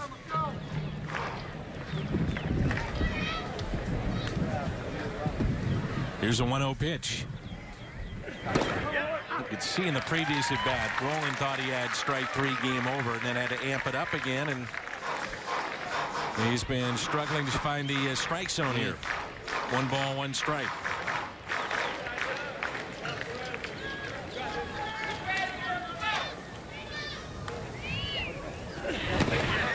And again, the Marlins down to their final strike. 1-2 the count. Pretty good slider that Roland features. All right. A lot of depth, a lot of movement down in the zone. Kind of starts up right there about the waist and works its way down. And again, tough pitch to lay off right there. You see Perez kind of chasing it out of the zone. He's going to have to put that two-strike approach on right here and battle his way back into the at-bat. The 1-2 pitch to Perez. Stays alive. Appropriately. Why not extend it, right? One more pitch.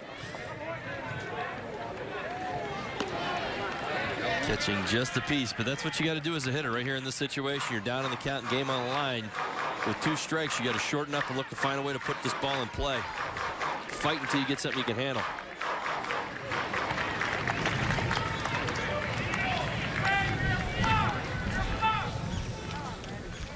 Here's a 1-2 again. And the ball gets away. Run scores, game tied. It's 9-9.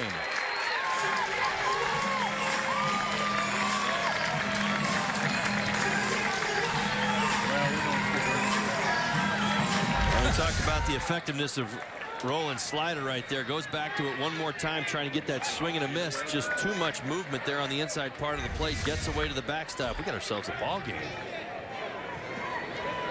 Marlins tie it up with a wild pitch. Base hit wins it. The 2-2. Went back with that slider, and it's kept in front by Ortega. Nice job by Perez, working himself back into the count. Roland trying to go back to that spot, that slider that he chased earlier in the at-bat, trying to get back there again. Now he's laying off those pitches. He's getting better looks at them. This is kind of a lesson in hitting right here, and the patience that you have to have with 2 strikes. Let that ball get a little bit deeper, kind of get up there and fight. 3-2 pitch. Struck him out. Will we head to extra innings, or will this be it?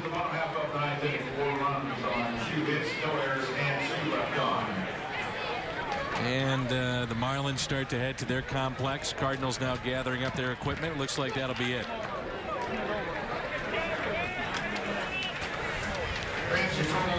Both teams say no mas. No mas. Todd, this was fun. Great job. Enjoyed it. Have a great year on Fox Sports Florida.